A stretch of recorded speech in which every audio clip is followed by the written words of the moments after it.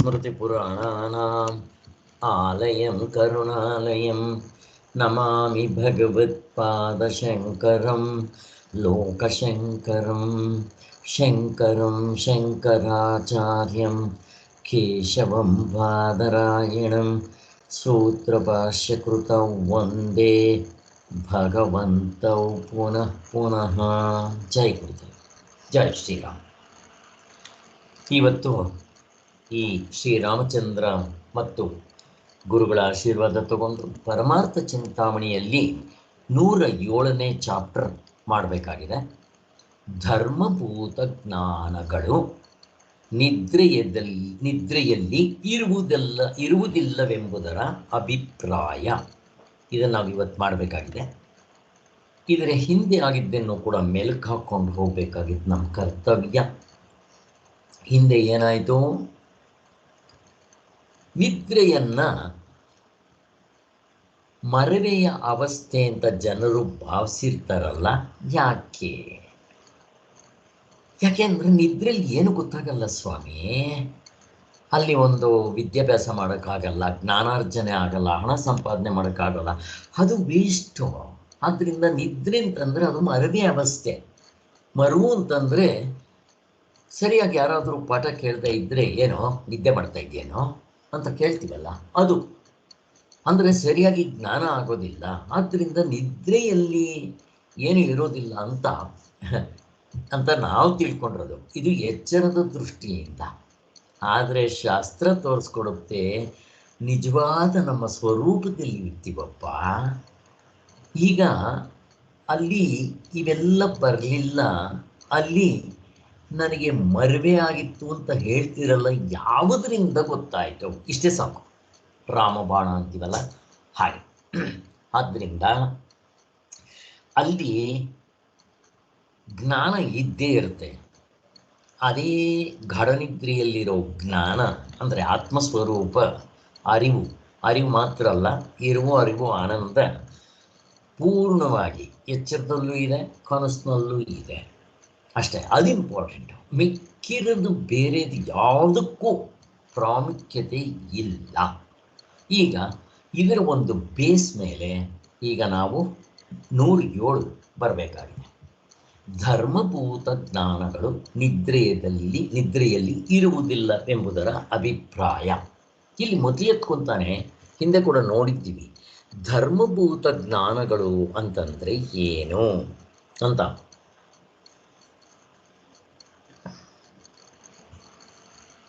ಧರ್ಮಭೂತ ಜ್ಞಾನ, ಇಲ್ಲಿ ಧರ್ಮ ಅಂತಂದರೆ ಪುಣ್ಯ ಅಂತಲ್ಲ, ಹಿಂದೆ ಕೂಡ ಹೇಳಿದೆ. ಧರ್ಮ ಅಧರ್ಮ ಪಾಪ ಪುಣ್ಯಕ್ಕೆ ಸೇರೋದು ಎಲ್ಲಿರುತ್ತೀಯೋ ದೃಶ್ಯ ಪ್ರಪಂಚದಲ್ಲಿ ಇರುತ್ತೆ. ಇಲ್ಲಿ ಧರ್ಮ ಅಂತಂದರೆ ತ್ರಿಪುಟಿ. ಈ ಜ್ಞಾನಕ್ಕೂ ಹೇಳ್ತೀವಿ, ಇರುವಿಗೂ ಹೇಳ್ತೀವಿ.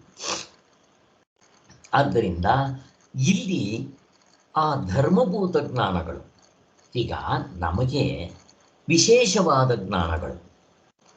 ಈಗ ನಮಗೆ ದೃಶ್ಯ ಪ್ರಪಂಚ ಅಥವಾ ಎಚ್ಚರದಲ್ಲಿ ತಗೊಳ್ಳಿ. ದೃಶ್ಯ ಅಂತಂದಿದ ತಕ್ಷಣ ಎರಡರಲ್ಲೂ.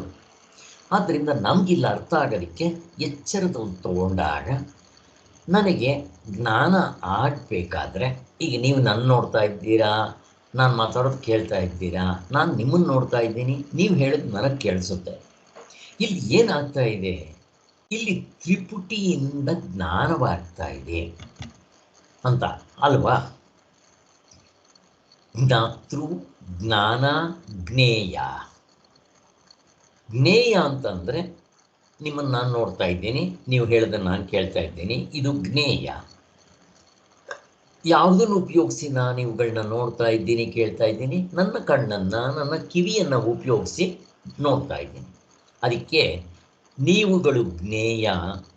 ನಾನು ಯಾವುದರಿಂದ ನೋಡ್ತಾ ಇದ್ದೀನೋ ಕೇಳ್ತಾ ಇದ್ದೀನೋ ಅದು ಜ್ಞಾನ. ಆಮೇಲೆ ಯಾರಿಗಿದು ತೊಗೊಂಬಂದು ಒಪ್ಸೋದು, ಕಪ್ಪು ಕಾಣಿಕೆ ತಂದು ಕೊಡೋದು? ರಾಜನಿಗೆ, ಜೀವಪ್ಪನಿಗೆ. ಆದ್ದರಿಂದ ಅವನು ಜ್ಞಾತೃ. ಇಲ್ಲಿ ಜ್ಞಾನದ ಸಂಬಂಧ ಬಂದಿರೋದ್ರಿಂದ ಜ್ಞಾತೃ. ಅದೇ ಕ್ರಿಯೆ ಕೆಲಸ ಮಾಡೋದಾದರೆ ಕರ್ತೃತ್ವ, ಕರ್ತೃ. ಅನುಭವಿಸೋದಾದರೆ ಭೋಕ್ತೃತ್ವ, ಭೋಕ್ತೃ ಅಂತೀವಿ. ಈ ಮೂರನ್ನು ಸೇರಿ ಪ್ರಮಾತೃತ್ವ ಅಂತೀವಿ. ಇದೆಲ್ಲ ಜೀವಪ್ಪನಿಗೆ ಹೇಳೋದು. ವ್ಯವಹಾರದಲ್ಲಿ ಮೂರು ಇರಬೇಕು, ತ್ರಿಪುಟಿ ಆಗಬೇಕು. ಹೊರಗಡೆ ಸೂರ್ಯನ ಬೆಳಕಿರಬೇಕು, ಅಥವಾ ಚಂದ್ರನ ಬೆಳಕಿರಬೇಕು, ಅಥವಾ ಆರ್ಟಿಫಿಷಿಯಲ್ ಬೆಳಕಿರಬೇಕು. ಇಷ್ಟು ಬೇಕಾಗುತ್ತೆ ಒಂದು ಜ್ಞಾನ ಆಗಬೇಕಾದರೆ. ಆದರೆ ನಿದ್ದೆಯಲ್ಲಿ ಇವುಗಳು ಇರುತ್ತಾ? ಅಷ್ಟೇ, ಯಾವುದೂ ಇರೋದಿಲ್ಲ. ಅಲ್ಲಿ ವಿಷಯಗಳಿರೋದಿಲ್ಲ. ಯಾವುದು ವಿಷಯಗಳು? ಆದಿಭೌತಿಕ, ಆದಿದೈವಿಕ, ಆಧ್ಯಾತ್ಮಿಕ ಇಷ್ಟು ಇರೋಲ್ಲ. ಆಧ್ಯಾತ್ಮಿಕ ಕೂಡ ಆಬ್ಜೆಕ್ಟ್ಸೇ, ವಿಷಯಗಳೇ. ಸಾಕ್ಷಿ ಹೋಲಿಸಿದ್ರೆ ಅವಿರೋದಿಲ್ಲ. ಅಲ್ಲಿಗೆ ವಿಷಯಗಳಿಲ್ಲ. ಆ ವಿಷಯಗಳಿದೆ ಅಂತ ತಿಳ್ಕೋಬೇಕಾದ್ರೆ ಇನ್ಸ್ಟ್ರೂಮೆಂಟ್ಸ್ ಇಲ್ಲ, ಜ್ಞಾನಗಳಿಲ್ಲ. ಇವುಗಳನ್ನು ಜ್ಞಾನ ಅಂತ ಕರೀತಾರೆ, ಇನ್ಸ್ಟ್ರೂಮೆಂಟ್ಸ್ ಅಂತ ಇಟ್ಕೊಳ್ರಿ. 19 ಇಲ್ಲ. ಹೋಗಿ ಅಂತಃಕರಣ ಇದೆಯಾ ಸ್ವಾಮಿ? ಅದು ಇಲ್ಲ. ತ್ರಿಪುಟಿ ಇಲ್ಲವೇ ಇಲ್ಲ. ಹೇಗಿದೆ ಅಂತ ಯಾವುದರಿಂದ ನಿಮಗೆ ಗೊತ್ತಾಯಿತು ಸ್ವಾಮಿ? ಅದು ಘಡನಿದ್ರೆಯಲ್ಲಿ ಇದೆಯೋ ಇಲ್ವೋ? ಇದೆ. ಅದಲ್ವಾ ನಿಮ್ಮ ನಿಜವಾದ ಸ್ವರೂಪ? ಅಷ್ಟೇ, ಮುಗ್ದೋಯ್ತು. ನೋಡ್ರಿ, ಇಷ್ಟು ಹೇಳಿದ್ನಲ್ಲ, ತ್ರಿಪುಟಿ ಎಚ್ಚರದಲ್ಲಿದೆ, ಕನಸಿನಲ್ಲಿದೆ. ಬಟ್ ಎಚ್ಚರದ ಕನಸ್ಗೆ ಹೋಗಲ್ಲ, ಅಲ್ಲಿ ಬೇರೆ ಸೆಟ್ಟು. ಇದು ಫಸ್ಟ್ ಶೋ, ಆದರೆ ಸೆಕೆಂಡ್ ಶೋ. ಇವು ಎರಡೂ ನಿದ್ದೆಗಿರಲ್ಲ. ಹೇಗಿದೆ ನೋಡ್ರಿ, ಎಷ್ಟು ಚೆನ್ನಾಗಿದೆ. ಇವು ಕನಸಿಗೆ ಬರಲಿಲ್ಲ. ಯಾತ್ರಿಂದ ಗೊತ್ತಾಯ್ತು ಸ್ವಾಮಿ? ಅದು ನಿಮ್ಮ ನಿಜವಾದ ಸ್ವರೂಪ, ನಿಜವಾದ ಅರಿವು, ಆತ್ಮಸ್ವರೂಪರ ಆತ್ಮದ ಜ್ಞಾನ. ಕನಸಿಂದು ಎಚ್ಚರಕ್ಕೆ ಬರಲಿಲ್ಲ. ಯಾವುದರಿಂದ ಗೊತ್ತಾಯಿತು? ಅದು ನಿಜವಾದ ಅರಿವು, ಆತ್ಮ. ಇವು ಎರಡು ನಿದ್ದೆಗೆ ಬರಲಿಲ್ಲ ಅನ್ನೋದು ಹೇಳ್ತೀವಲ್ಲ, ಇದು. ಅದಕ್ಕೋಸ್ಕರ ನಿದ್ರೆಯಲ್ಲಿ ಈ ಧರ್ಮಭೂತ ಜ್ಞಾನಗಳು, ತ್ರಿಪುಟಿ, ಮುಕ್ಕುಪ್ಪೆ, ಇವು ಯಾವುದೂ ಇರೋದಿಲ್ಲ. ಎಚ್ಚರದ್ದು ಇರೋಲ್ಲ, ಕನಸಿಂದು ಇರೋಲ್ಲ. ಅದಕ್ಕೋಸ್ಕರ ದೃಶ್ಯ ಪ್ರಪಂಚದ್ದು ಯಾವುದೂ ಇರಲ್ಲ. ಅರ್ಧ ಡಜನ್ ಹೇಳ್ತೀವಲ್ಲ, ಏನೂ ಇರಲ್ಲ. ಅಷ್ಟೆ, ಇನ್ನೇನು ಬೇಡ. ಈಗ ಈ ಒಂದು ಬೇಸ್ಮೆಂಟ್ ಮೇಲೆ ಮುಂದಕ್ಕೆ ಹೋಗೋಣ. ಸೊ ಇಲ್ಲಿ ಒಂದು ಶಂಕೆ ಇದೆ, ಪ್ರಶ್ನೆ ಇದೆ. ಅಲ್ಲ ಸ್ವಾಮಿ, ನಿದ್ರೆಯು ಮರವೆಯಲ್ಲ ಅಂತಲೇ ಇಟ್ಕೊಳ್ರಿ. ಇರುವಿನಲ್ಲಿ ಹೀಗೆ ತೊಗೊಂಬರ್ತಾರೋ ಜ್ಞಾಪಕ ಮಾಡ್ಕೋಬೇಕು. ಆಯಿತು ಸ್ವಾಮಿ, ನೀವು ಹೇಳೋ ಪ್ರಕಾರ ನಿದ್ರೆ ಅನ್ನೋದು ಮರವೇ ಅಲ್ಲ. ಈಗ ತಾನೇ ಹೇಳಿದ್ವಲ್ಲ, ಮರವೇ ಅಂತಂದರೆ ಅಲ್ಲಿ ಏನು ಗೊತ್ತಾಗಲ್ಲ ಅಂತಲ್ಲ. ಆಯಿತು, ಗೊತ್ತಾಗುತ್ತೆ ಅಂತ ತಿಳ್ಕೊಳ್ರಿ. ಅದರಲ್ಲಿ ಬರೀ ಅರಿವು ಇರುವುದೆಂದು ಒಪ್ಕೊಳ್ಳೋಣ. ನಿದ್ರೆಯಲ್ಲಿ ನೀವು ಹೇಳ್ದಂಗೆ ಅಲ್ಲಿ ಆತ್ಮನೇ ಇರ್ತಾನೆ, ಬರೀ ಅರಿವಿರುತ್ತೆ. ದೃಶ್ಯ ಪ್ರಪಂಚದಲ್ಲಿ ಏನಿರುತ್ತೆ? ಬಿಡೀ ಅರಿವುಗಳಿರುತ್ತೆ. ಅದು ನಿದ್ದೆಯಲ್ಲಿ ಇರೋಲ್ಲ. ಆದ್ದರಿಂದ ಮತ್ತೇನಿದೆ? ಯಾವುದರಿಂದ ಗೊತ್ತಾಯಿತು ಬಿಡಿ ಅರಿವುಗಳು ಅಲ್ಲಿರೋಲ್ಲ ಅಂತ? ಬರೀ ಅರಿವಿನಿಂದ, ಆತ್ಮನಿಂದ ಗೊತ್ತಾಯಿತು. ಆಯಿತು, ಅದಿದೆ ಅಂತ ಇಟ್ಕೊಂಡು ಅಲ್ಲಿಗೆ ನಿದ್ರೆನ ಮರವೇ ಇಲ್ಲ ಅಂತಲೂ ಇಟ್ಕೊಳ್ರಿ. ಮತ್ತು ಅಲ್ಲಿ ಬರೀ ಅರಿವಿದೆ ಅಂತ ಇಟ್ಕೊಳ್ರಿ. ಅವನು ಹೇಳ್ತಾ ಇದ್ದಾನೆ, ನಮ್ಮ ಥರನೇ ಬರ್ತಾ ಇದ್ದಾನೆ ನೋಡ್ರಿ, ಅವನ ಪ್ರಶ್ನೆ ನೋಡ್ರಿ. ಆದರೆ ನಾವುಗಳೆಲ್ಲರೂ ನಿದ್ರೆಯಲ್ಲಿ ಬರೀ ಅರಿವಿನ ರೂಪಕ್ಕೆ ತಿರುಗಿಕೊಳ್ಳುವೆವೆಂದು, ಅದರೊಳಗೆ ನಮ್ಮ ಈಗಿನ ಅರಿವುಗಳೆಲ್ಲವೂ ಸೇರಿಕೊಂಡು ಹೋಗಿರುವುದೆಂದು ಹೇಳುವುದು ಮಾತ್ರ ಸರಿಯಾಗಿ ಕಾಣೋದಿಲ್ಲ. ನಾವು ಅದನ್ನೇ ಹೇಳೋದು. ಈಗ ನಾನು ನಿದ್ರೆ ಮಾಡ್ತಾ ಇದ್ದರೆ ಪ್ರಪಂಚ ಬಂದು ನನ್ನ ನಿದ್ದೆ ಒಳಗಡೆ ಬರುತ್ತಾ ಸ್ವಾಮಿ? ಇರುತ್ತಾ? ಇರೋದಿಲ್ಲ. ಯಾಕೆ? ಫಸ್ಟ್ ಆಫ್ ಆಲ್ ಎಚ್ಚರದ ಪ್ರಪಂಚ ಇದೆಯಾ ವಿಚಾರ ಮಾಡಿ, ಅಥವಾ ದೃಶ್ಯ ಪ್ರಪಂಚ ಈಗ ನಾನು ನಿಮ್ಮನ್ನು ಕೇಳ್ತೀನಿ, ಕನಸಿನ ಪ್ರಪಂಚ ಇದೆಯಾ? ಏನು ಹೇಳ್ತಾರೆ? ಬಿಡಿ ಸ್ವಾಮಿ, ಕನಸು ಕಾಣವಾಗಿದ್ದಂತೆ ಇತ್ತು, ಈಗ ಎಲ್ಲಿದೆ? ನೀವು ಕನಸು ಕಾಣುವಾಗ ಎಚ್ಚರ ಎಲ್ಲಿರುತ್ತೆ? ಇರೋದಿಲ್ಲ. ಹೀಗೆ ನೋಡೋದು ಬರಬೇಕು. ಮಲತಾಯಿ ಪ್ರೇಮ ತೋರಿಸ್ಬಾರ್ದು. ಈಗ ನೋಡಿದಾಗ ನಾವು ಕನಸಿಂದ ಒಪ್ಕೊಂಡ್ಬಿಡ್ತೀವಿ. ಎಚ್ಚರಕ್ಕೆ ಬಂದಾಗ ಅದು ಯಾಕೋ ಏನೋ ಒಪ್ಪೋದಿಲ್ಲ. ಬಟ್ ಅವನು ಅದನ್ನೇ ಹೇಳ್ತಾ ಇದ್ದಾನೆ, ಇಲ್ಲೇನು ಒಳಗಡೆ ಬಂದಿರುತ್ತೇನೋ ಅಂತ. ನಾವು ಅದನ್ನೇ ಹೇಳೋದು, ಒಳಗಡೆ ಏನು ಬಂದಿರೋಲ್ಲ. ಆದರೆ ಅವನಿಗೆ ಏನು ಹೇಳ್ತಾನೆ ಅಂದರೆ, ಸ್ವಾಮಿ ಎಚ್ಚರದಲ್ಲದು ಸತ್ಯವಾಗಿ ಇರುತ್ತೆ ಅಂತ ನಾವು ಹೇಳೋದು ದಡ್ಡ. ಹೇಗೆ ಕನಸಿನಿಂದ ಬಂದ ಮೇಲೆ ಕನಸು ಎಲ್ಲೂ ಇಲ್ಲವೋ, ಹಾಗೆ ಎಚ್ಚರವೂ ಕೂಡ ಎಲ್ಲೂ ಇಲ್ಲ ಕಣೋ. ಇದು ಅಷ್ಟೇ, ಇದ್ದಂತೆ ತೋರುತ್ತೆ. ಮತ್ತು ಇದಕ್ಕೆ ಯಾಕಪ್ಪ ಇಷ್ಟು ಕಷ್ಟಪಡಬೇಕು? ಎಚ್ಚರದಲ್ಲಿ ಏನಾದರೂ ಹೆಚ್ಚು ಕಡಿಮೆ ಆದರೆ ಇಷ್ಟು ಬೊಂಬಡ ಬಾರಿಸ್ತೀವಲ್ಲ, ಯಾಕೆ? ಅಭಿಮಾನ.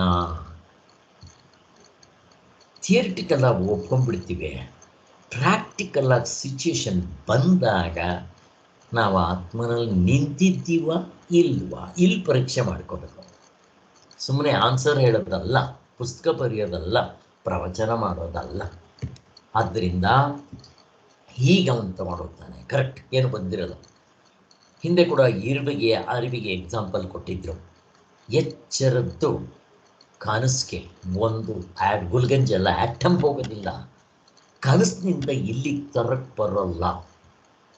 ನಿನ್ನೆ ಎಕ್ಸಾಂಪಲ್ ಕೊಟ್ಟಿದ್ವಲ್ಲ, ಮಲಕ್ಕೊಡುವಾಗ ಚಪ್ಪಲಿ ಹಾಕ್ಕೊಂಡಿದ್ದ, ಕನ್ನಡಕ ಹಾಕ್ಕೊಂಡಿದ್ದ, ನಿದ್ದೆಗೆ ಕನಸಿಗೆ ತಗೊಂಡು ಹೋಗ್ತಾನ ಸ್ವಾಮಿ, ಹಾಸ್ಯವಾಗಿ ಹೇಳಿದ್ವಿ ನಾವು. ಹಾಗೆ ಕನಸಿನಲ್ಲಿ 10 ಲಕ್ಷ ಲಾಟ್ರಿ ಹೊಡಿತು, ತೊಗೊಂಬಂದು ಖರ್ಚು ಮಾಡಿದ್ರೆ ಇಲ್ಲಿ ಎಚ್ಚರದಲ್ಲಿ ಆಗೋದಿಲ್ಲ. ಹೋಗ್ಲಿ, ಎಚ್ಚರ ಕನಸಿಂದು ಸ್ವಲ್ಪ ನಿದ್ದೆಗೆ ತಗೊಂಡೋಗಿ ಸ್ವಾಮಿ, ಆಗತ್ತಾ? ಆಗೋದಿಲ್ಲ. ಯಾಕೆ?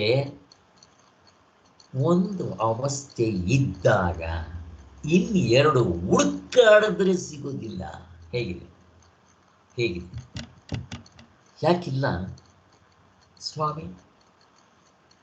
ಹಾವಿದೆಯಾ ಸ್ವಾಮಿ? ನೀವು ಹಗ್ಗ ಅಂತ ನಿಮ್ಮ ಹಿತ್ತಲಲ್ಲಿ ತಪ್ಪಾಗಿ ತಿಳ್ಕೊಂಡಿದ್ದೀರಲ್ಲ, ಹಾವಿದೆಯಾ ಅಲ್ಲಿ? ಇದೆ. ಎಲ್ಲಿವರೆಗೂ? ಹಗ್ಗನ ಕಾಣೋವರೆಗೂ. ಆಯಿತು, ಹಗ್ಗನ ಕಂಡ್ರಿ ಅಂತ ಇಟ್ಕೊಳ್ರಿ, ಅವಾಗ ಹಾವು ಎಲ್ಲಿತ್ತು? ಎಂದೂ ಇಲ್ಲ ಬಿಡಿ ಸ್ವಾಮಿ. ನನಗೆ ಮಾತ್ರ ಅಲ್ಲ, ಯಾರ್ಯಾರಿಗೂ ಇಲ್ಲ.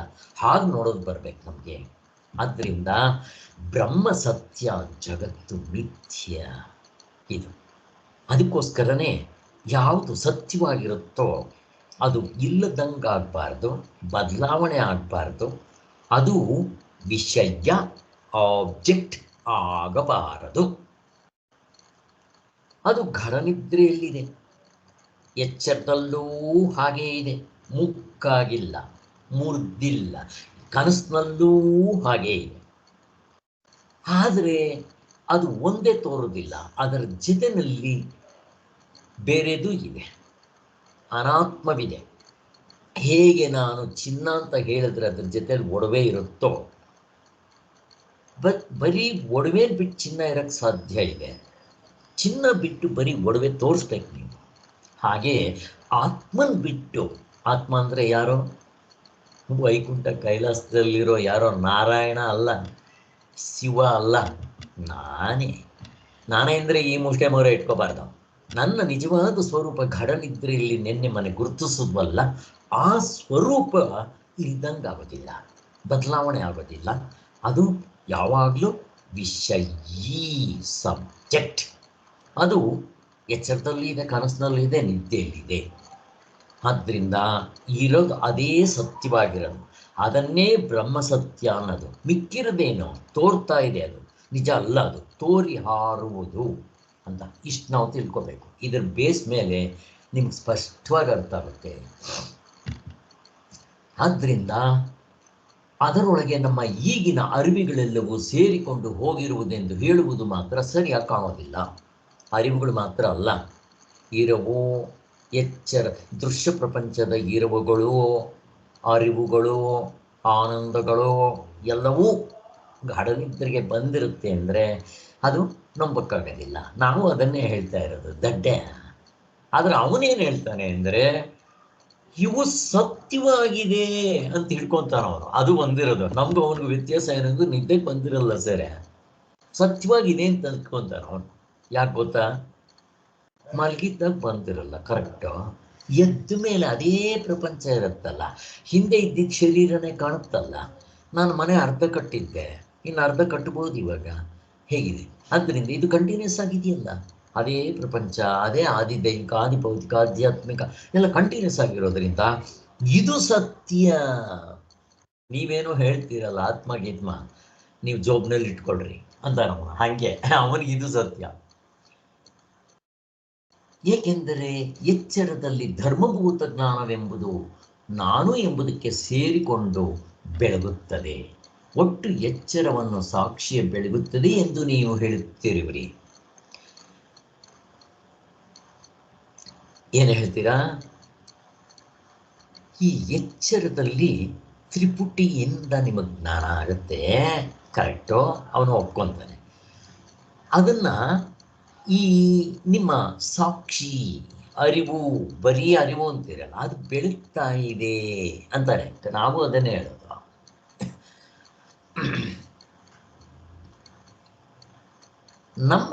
ನಾವು ಹೇಳೋದು, ಅವನು ಹೇಳ್ತಾ ಇದ್ದಾನೆ ನೀವು ಹಂಗೆ ಹೇಳ್ತಾ ಇದ್ದೀರಿ ಅಂತ. ಹೌದು, ನಾವು ಹಂಗೆ ಹೇಳೋದು. ನಮ್ಮ ಸ್ವರೂಪವಾದ ಜ್ಞಾನವು ಸಾಕ್ಷಿಯಲ್ಲಿರುವುದಾದರೆ ಅದು ಸುಷುಪ್ತಿಯಲ್ಲೂ ಇದ್ದರೂ ಇರಬಹುದು. ನೋಡ್ರಿ, ಅವನು ಒಪ್ಕೊಳ್ಳಲ್ಲ. ನಾವು ಹೇಳ್ತಾ ಇದ್ದೀವಿ ಅಂತ ಅವನು. ಇವಾಗ ಎಚ್ಚರದಲ್ಲಿ ನೀವು ಬರೀ ಅರಿವು, ಆತ್ಮ, ಜ್ಞಾನ ಇತ್ತು ಅಂತೀರಲ್ಲ, ನಿದ್ದೆಲ್ಲೂ ಕೂಡ ಇರಬಹುದು, ನಾವಿಲ್ಲ ಅನ್ನಲ್ಲ. ಅವನು ಇರಬಹುದು ಅಂತ ಹೇಳ್ತಾನೆ ಹೊರತು ಅವನಿಗೆ ಇನ್ನೂ ಕನ್ಫರ್ಮ್ ಆಗಿಲ್ಲ. ಯಾಕೆ? ಸಾರ್ವತ್ರಿಕ ಪೂರ್ಣಾನುಭವದಿಂದ ಸಾಕ್ಷಿಯನ್ನು ನೋಡ್ಕೊಳ್ಳೋದು ಬಂದಿಲ್ಲ ಅವನಿಗೆ. ಮೊನ್ನೆ ನಾವು ಮಾಡಿದ್ವಲ್ಲ ಸಾರ್ವತ್ರಿಕ ಪೂರ್ಣಾನುಭವದಿಂದ, ಹಂಗೆ ಅವನು ಕೇಳಿಲ್ಲ ಯಾವಾಗಲೂ. ಅದಕ್ಕೆ ಅವನಿಗೆ ಇನ್ನೂ ಡೌಟ್ ಇದೆ.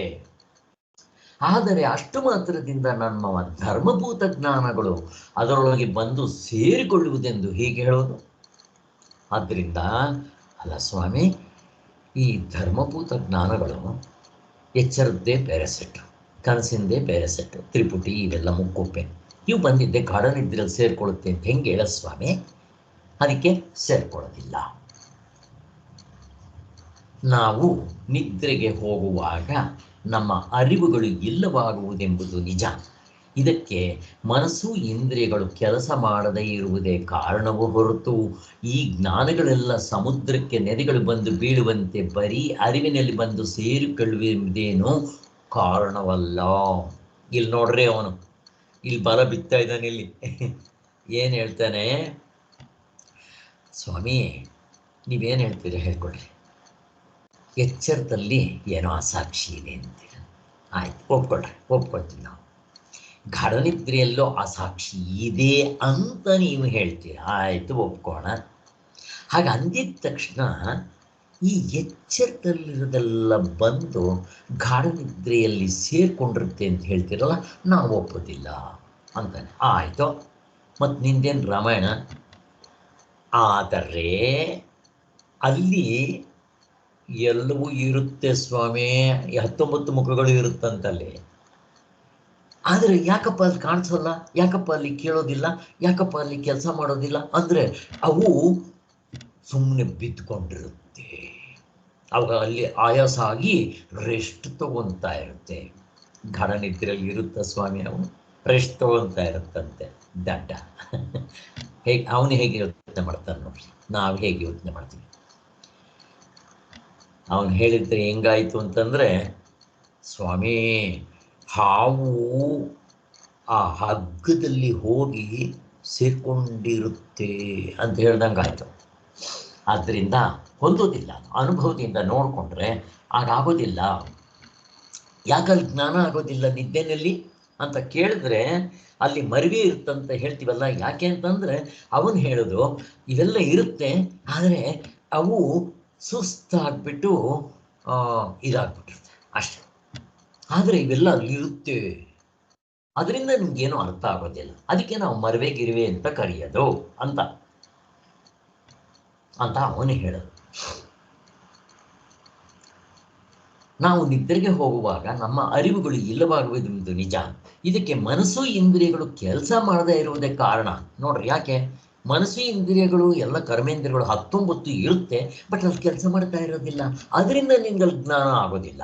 ಹಾಗೆ ಅದಕ್ಕೋಸ್ಕರ ಹೀಗೆ ಅಲ್ಲಿ ಇರುತ್ತೆ. ಅದಕ್ಕೆ ಅವನು ಹೇಳ್ತಾನೆ, ಅಲ್ಲ ಎಲ್ಲ ನದಿಗಳು ಹೋಗಿದ್ದೆ ಸಮುದ್ರಕ್ಕೆ ಸೇರ್ಕೊಳ್ಳುತ್ತಲ್ಲ, ಹಾಗೆ ಎಲ್ಲ ಸೇರ್ಕೊಂಡಿರುತ್ತೆ ಜ್ಞಾನಗಳೆಲ್ಲ ಸಮುದ್ರಕ್ಕೆ ನದಿಗಳು ಬಂದು ಬೀಳುವಂತೆ ಬರೀ ಅರಿವಿನಲ್ಲಿ ಬಂದು ಸೇರಿಕೊಳ್ಳುವುದೆಂಬುದೇನು ಕಾರಣವಲ್ಲ. ಅವನೇ ಹೇಳ್ಬಿಡ್ತಾನೆ, ಕಾರಣ ಅಲ್ಲ ಅದು ಅಂತ. ಹೇಗೆ ನದಿಗಳೆಲ್ಲ ಬಂದು ಸಮುದ್ರಕ್ಕೆ ಬೀಳುತ್ತಲ್ಲ, ಹಾಗೆ ಈ ಜ್ಞಾನಗಳೆಲ್ಲ ಬಂದು ನಿದ್ದೆಯಲ್ಲಿ ಬಿದ್ದುಬಿಟ್ಟಿರುತ್ತೆ ಅನ್ನೋದಲ್ಲ ಕಾರಣ. ನಿದ್ರೆಯ ಹೊತ್ತಿಗೆ ಬರೀ ಅರಿವಿನಲ್ಲಿ ಧರ್ಮಭೂತ ಜ್ಞಾನಗಳು ಬಂದು ಸೇರಿಕೊಂಡದ್ದಾಗಲಿ, ಎಚ್ಚರವಾಗುತ್ತಲವೋ ಬರೀ ಅರಿವಿನಿಂದ ಹೊರಟು ಬಂದದ್ದಾಗಲಿ ಯಾರ್ಗ ಅನುಭವದಲ್ಲಿದೆ? ಅವನು ಹೇಳೋದು. ಅಲ್ಲ ಸ್ವಾಮಿ, ನದಿಗಳೆಲ್ಲ ಹೋಗಿದ್ದೆ ಸಮುದ್ರಕ್ಕೆ ಸೇರೋ ಹಾಗೆ, ಅಥವಾ ಹಾವು ಹೊರಗಡೆಯಿಂದ ಹೋಗಿ ಹುತ್ತದೊಳಗಡೆ ಹೋದ ಹಂಗೆ ಎಲ್ಲ ಆದಮೇಲೆ ಕೊನೆಗೆ ಎದ್ದ ಮೇಲೆ ಇವೆಲ್ಲ ಹೋಗಂಗೆ ಸೇರ್ಕೊಂಡಿರ್ತ. ಯಾವುದೋ ಎಚ್ಚರದೆಲ್ಲ ಇಂದ್ರಿಯಗಳು ಇವು 19 ಎಲ್ಲ ಈ ಪ್ರಪಂಚ ಅರ್ಧ ಡಜನ್ ಇರ್ತಾ ಹೋಗಂಗೆ ಸೇರ್ಕೊಂಡಿರ್ತಾನೆ. ಎದ್ದ ಮೇಲೆ ಹುತ್ತದಿಂದ ಹಾವು ಹೊರಗಡೆ ಬರೋ ಹಾಗೆ ಈ ಸಮುದ್ರದಿಂದ ನೀರು ಹಾವಿಯಾಗಿ ಮೇಲಕ್ಕೆ ಹೋಗಿ ಮತ್ತೆ ಮಳೆ ರೂಪದಲ್ಲಿ ಬಂದು ನದಿಗಳ ರೂಪದಲ್ಲಿ ಬಂದು ಹರ್ಕೊಂಡು ಬಂದು ಸೇರೋ ಹಂಗೆ ಆಗ್ತಾ ಇರ್ತಾ ಅಂತ ಅವನು ಕೇಳ್ತಾ ಇದ್ದಾನೆ. ಆದ್ದರಿಂದ ಹಂಗೇನು ಆಗೋದಿಲ್ಲ ಅಂತ ಯಾರ್ಗ ಅನುಭವದಲ್ಲಿದೆ ಹಂಗೆ? ಇದೂ ಅಲ್ಲದೆ ಎಚ್ಚರದಲ್ಲಿ ನಮ್ಮ ಅರಿವುಗಳಿ ಅಲ್ಲದೆ ವಿಷಯಗಳು ಕರಣಗಳು ಬೇರೆ ಇರುತ್ತವೆ. ಎಚ್ಚರದಲ್ಲಿ ನಮ್ಮ ಅರಿವುಗಳಲ್ಲದೆ ವಿಷಯಗಳು ಕರಣಗಳು ಬೇರೆ ಇರುತ್ತವೆ. ತನಿ ನಿದ್ರೆಯಲ್ಲಿ ಅವುಗಳೆಲ್ಲ ಎಲ್ಲಿಗೆ ಹೋಗುತ್ತವೆ? ನಂದು ಮಾತ್ರ ಅಲ್ಲ, ಎಚ್ಚರದಲ್ಲಿ ಅರಿವುಗಳು ಎರುವುಗಳು ಇವೆಲ್ಲ ಬೇರೆಯವ್ರದ್ದೆಲ್ಲ ಇರುತ್ತೆ. ನಿನ್ನ ನಿದ್ದೆನಲ್ಲಿ ನಿಂದು ಮಾತ್ರ ಹೋಗಿ ಸೇರಿರ್ಬೋದು, ಬೇರೆಯವ್ರದ್ದೆಲ್ಲ ಏನು ಬಂದು ಸೇರ್ಕೊಳ್ತಲ್ಲ, ಆಗೋದಿಲ್ಲ ಅಂತ ಅವನು ಹೇಳಿದ. ಎಲ್ಲಿಗೆ ಹೋಗುತ್ತವೆ? ಅವುಗಳು ಕೂಡ ಶುದ್ಧ ಚೈತನ್ಯದಲ್ಲೇ ಸೇರಿ ಹೋಗುವುದೆಂದು ಭಾವಿಸುವುದು ಸರೋಗುತ್ತಾ? ನೀವೇನೋ ಮಲ್ಕೊಂತೀರಿ, ನಿಮ್ಮ ಇಂದ್ರಿಯಗಳು ಸುಸ್ತಾಗಿರುತ್ತೆ, ಆಯಾಸ ಆಗಿರುತ್ತೆ, ಅಲ್ಲಿ ಇರುತ್ತೆ, ನಿದ್ದೆಯಲ್ಲಿ ಅವು ಇರುತ್ತೆ, ಕೆಲಸ ಮಾಡೋದಿಲ್ಲ. ಇದೇನೋ ಸರಿ, ಅವನಿರುತ್ತೆ ಅಂತ ನಮ್ಮ ಅನುಭವದಲ್ಲಿ ನೋಡಿಕೊಂಡ್ರೆ ಎಲ್ಲಿ ಬಂದಿರುತ್ತವು? ಅದೇನೋ ಹಾವು ಹೋಗಿ ಹುತ್ತದಲ್ಲಿ ಸೇರಿದಂಗೆ, ಮತ್ತು ಎಚ್ಚರಕ್ಕೆ ಬಂದಿದ್ದ ತಕ್ಷಣ ಹುತ್ತದಿಂದ ಹಾವು ಹೊರಗಡೆ ಬಂದಂಗೆ ಬರ್ತಾ ಇದೆಯಾ? ಹಂಗೆ ಅನುಭವ ಇದೆಯಾ? ಅದಕ್ಕೋಸ್ಕರ ನಿಮ್ಮದು ಬಿಡ್ರಿ. ಈಗ ಬೇರೆಯವ್ರದ್ದು ಬಂದಲ್ಲಿ ಸೇರಿಕೊಂಡಿರುತ್ತೆ ಅಂದರೆ ಅರ್ಥ ಎಂಥದ್ದು? ಅವನ ಪ್ರಶ್ನೆ ಏನು ಗೊತ್ತಾ? ಈಗ ನೀವೊಬ್ಬರು ಮಲ್ಕೊಂತೀರ, ನಿಮಗೆ ಪ್ರಪಂಚ ಇಲ್ಲ, ಎಲ್ಲರೂ ಮಲ್ಕೊಂಡ್ಬಿಡ್ತಾರ, ಎದ್ದಿರ್ತಾರೆ ಬೇರೆಯವರು. ಕೆಲವರೆಲ್ಲ ರಾತ್ರಿ ಹೊತ್ತೆಲ್ಲ ಡ್ಯೂಟಿ ಮಾಡೋರು ಇರ್ತಾರೆ, ಈ ಗೋರ್ಖಗಳು ಅವರು ಇವರು, ಅವ್ರಿಗೆ ಪ್ರಪಂಚ ಇರೋದಿಲ್ವಾ? ಅವ್ರಿಗೆ ಎಲ್ಲ ಜ್ಞಾನಗಳು ಆಗ್ತಾ ಇರಲ್ವ? ಮತ್ತು ಅವೆಲ್ಲ ಬಂದು ನಿಮ್ಮ ನಿದ್ದೆಗೆ ಬಂದು ಸೇರ್ಕೊಳುತ್ತೆ ಅಂದರೆ ಅರ್ಥ ಎಂಥದ್ದು? ಅವ್ರು ಇನ್ನೂ ಎದ್ದಿದ್ದಾರಲ್ಲ ಅವರು ಅಂತ ಅವನ ಪ್ರಶ್ನೆ.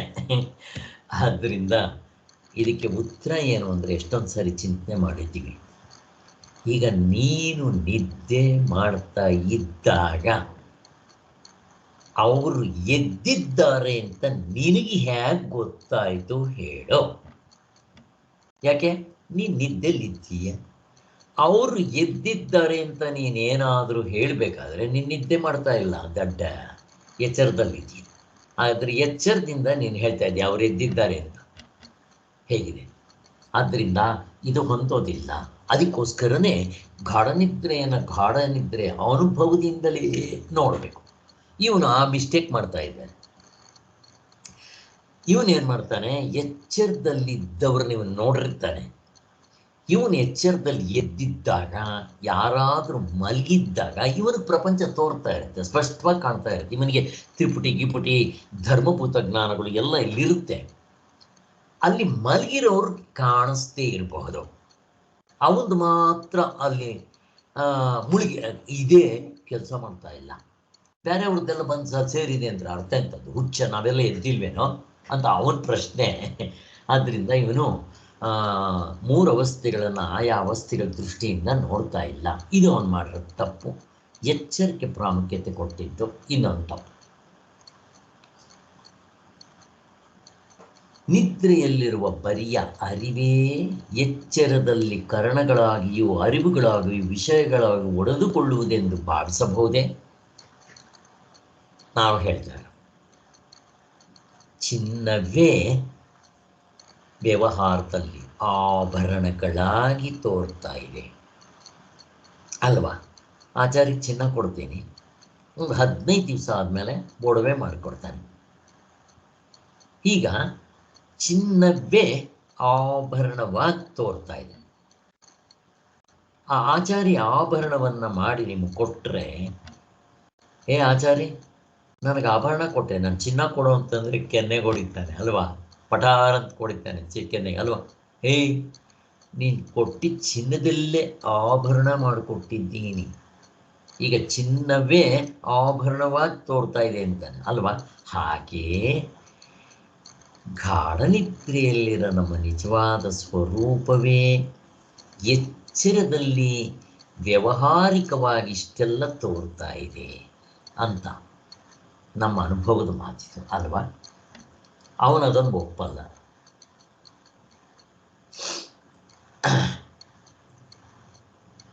ಯಾಕೆ? ಅರಿವು ಜಡವಲ್ಲ, ವಿಷಯವು ಅರಿವಲ್ಲ. ಈಗ ನೀವು ಆತ್ಮ ಅಂತಿರಲ್ಲಪ್ಪ, ಅದು ಚೇತನ, ಜಡ ಅಲ್ಲ. ಪ್ರಪಂಚ ಅಂತಿರಲ್ಲ, ಅದು ಆತ್ಮ ಅಲ್ಲ, ಏನದು ಅನಾತ್ಮ. ಹೀಗೆ ಎರಡಕ್ಕೂ ಅತ್ಯಂತ ವಿರುದ್ಧವಾದ ಲಕ್ಷಣಗಳಿದ್ದರೆ ಇವಕ್ಕೆ ಕಾರ್ಯಕಾರಣ ಭಾವ ಹೇಗಾಗುತ್ತೆ ನೋಡಿ? ಕಾರ್ಯಕಾರಣ ಭಾವ ಆಗಬೇಕಾದ್ರೆ ಅದಕ್ಕೆ ಹೊಂದಾಣಿಕೆ ಇರಬೇಕು. ಈಗ ತಂದೆ ತಾಯಿಗಳಿಂದ ಮಕ್ಕಳು ಹುಡ್ತಾರೆ. ತಂದೆ ತಾಯಿಗಳು ಹೇಗಿರ್ತಾರೋ ಮಕ್ಕಳು ಹಾಗೇ ಇರ್ತಾರೆ. ಇವ್ರಿಗೂ ಅದೇ ಥರ ಕೈ ಕಾಲುಗಳು, ಆಮೇಲೆ ಇಂದ್ರಿಯಗಳು ಎಲ್ಲ ಇರುತ್ತೆ. ಈಗ ನಾಯಿ ಹುಟ್ಟಿದ್ರೆ ಅದಕ್ಕೆ ತಕ್ಕಂತೆ ಹುಡ್ತಾರೆ. ಮನುಷ್ಯ ಹುಡ್ತಾರೇನೋ? ಏನು ಗುಂಡ್ಕಲ್ಲು ಹುಟ್ಟುತ್ತೇನೋ? ಇಲ್ಲ. ಮನುಷ್ಯನಿಗೆ ಗುಂಡ್ಕಲ್ಲು ಹುಟ್ಟುತ್ತೇನೋ? ಹುಟ್ಟೋದಿಲ್ಲ. ಆದ್ದರಿಂದ ಕಾರಣ ಕಾರ್ಯ, ಕಾರಣ ಹೇಗಿರುತ್ತೋ ಕಾರ್ಯ ಹಾಗಿರುತ್ತೆ ಅಂತ ನಮಗೆಲ್ಲ ಗೊತ್ತಿದೆ. ಆದ್ದರಿಂದ ಅವನು ಹೇಳೋದು, ಅಲ್ಲಪ್ಪ ಈಗ ನೀನೇನಪ್ಪ ಆತ್ಮನಾಗಿರ್ತೀಯ ಗಾಢನಿದ್ರೆಯಲ್ಲಿ, ಕರೆಕ್ಟು. ಎಚ್ಚರವನ್ನೇನಂತೀಯ? ಅನಾತ್ಮ ಅಂತೀಯ. ಈಗ ಅದು ಕಾರಣ, ಇದು ಕಾರ್ಯ.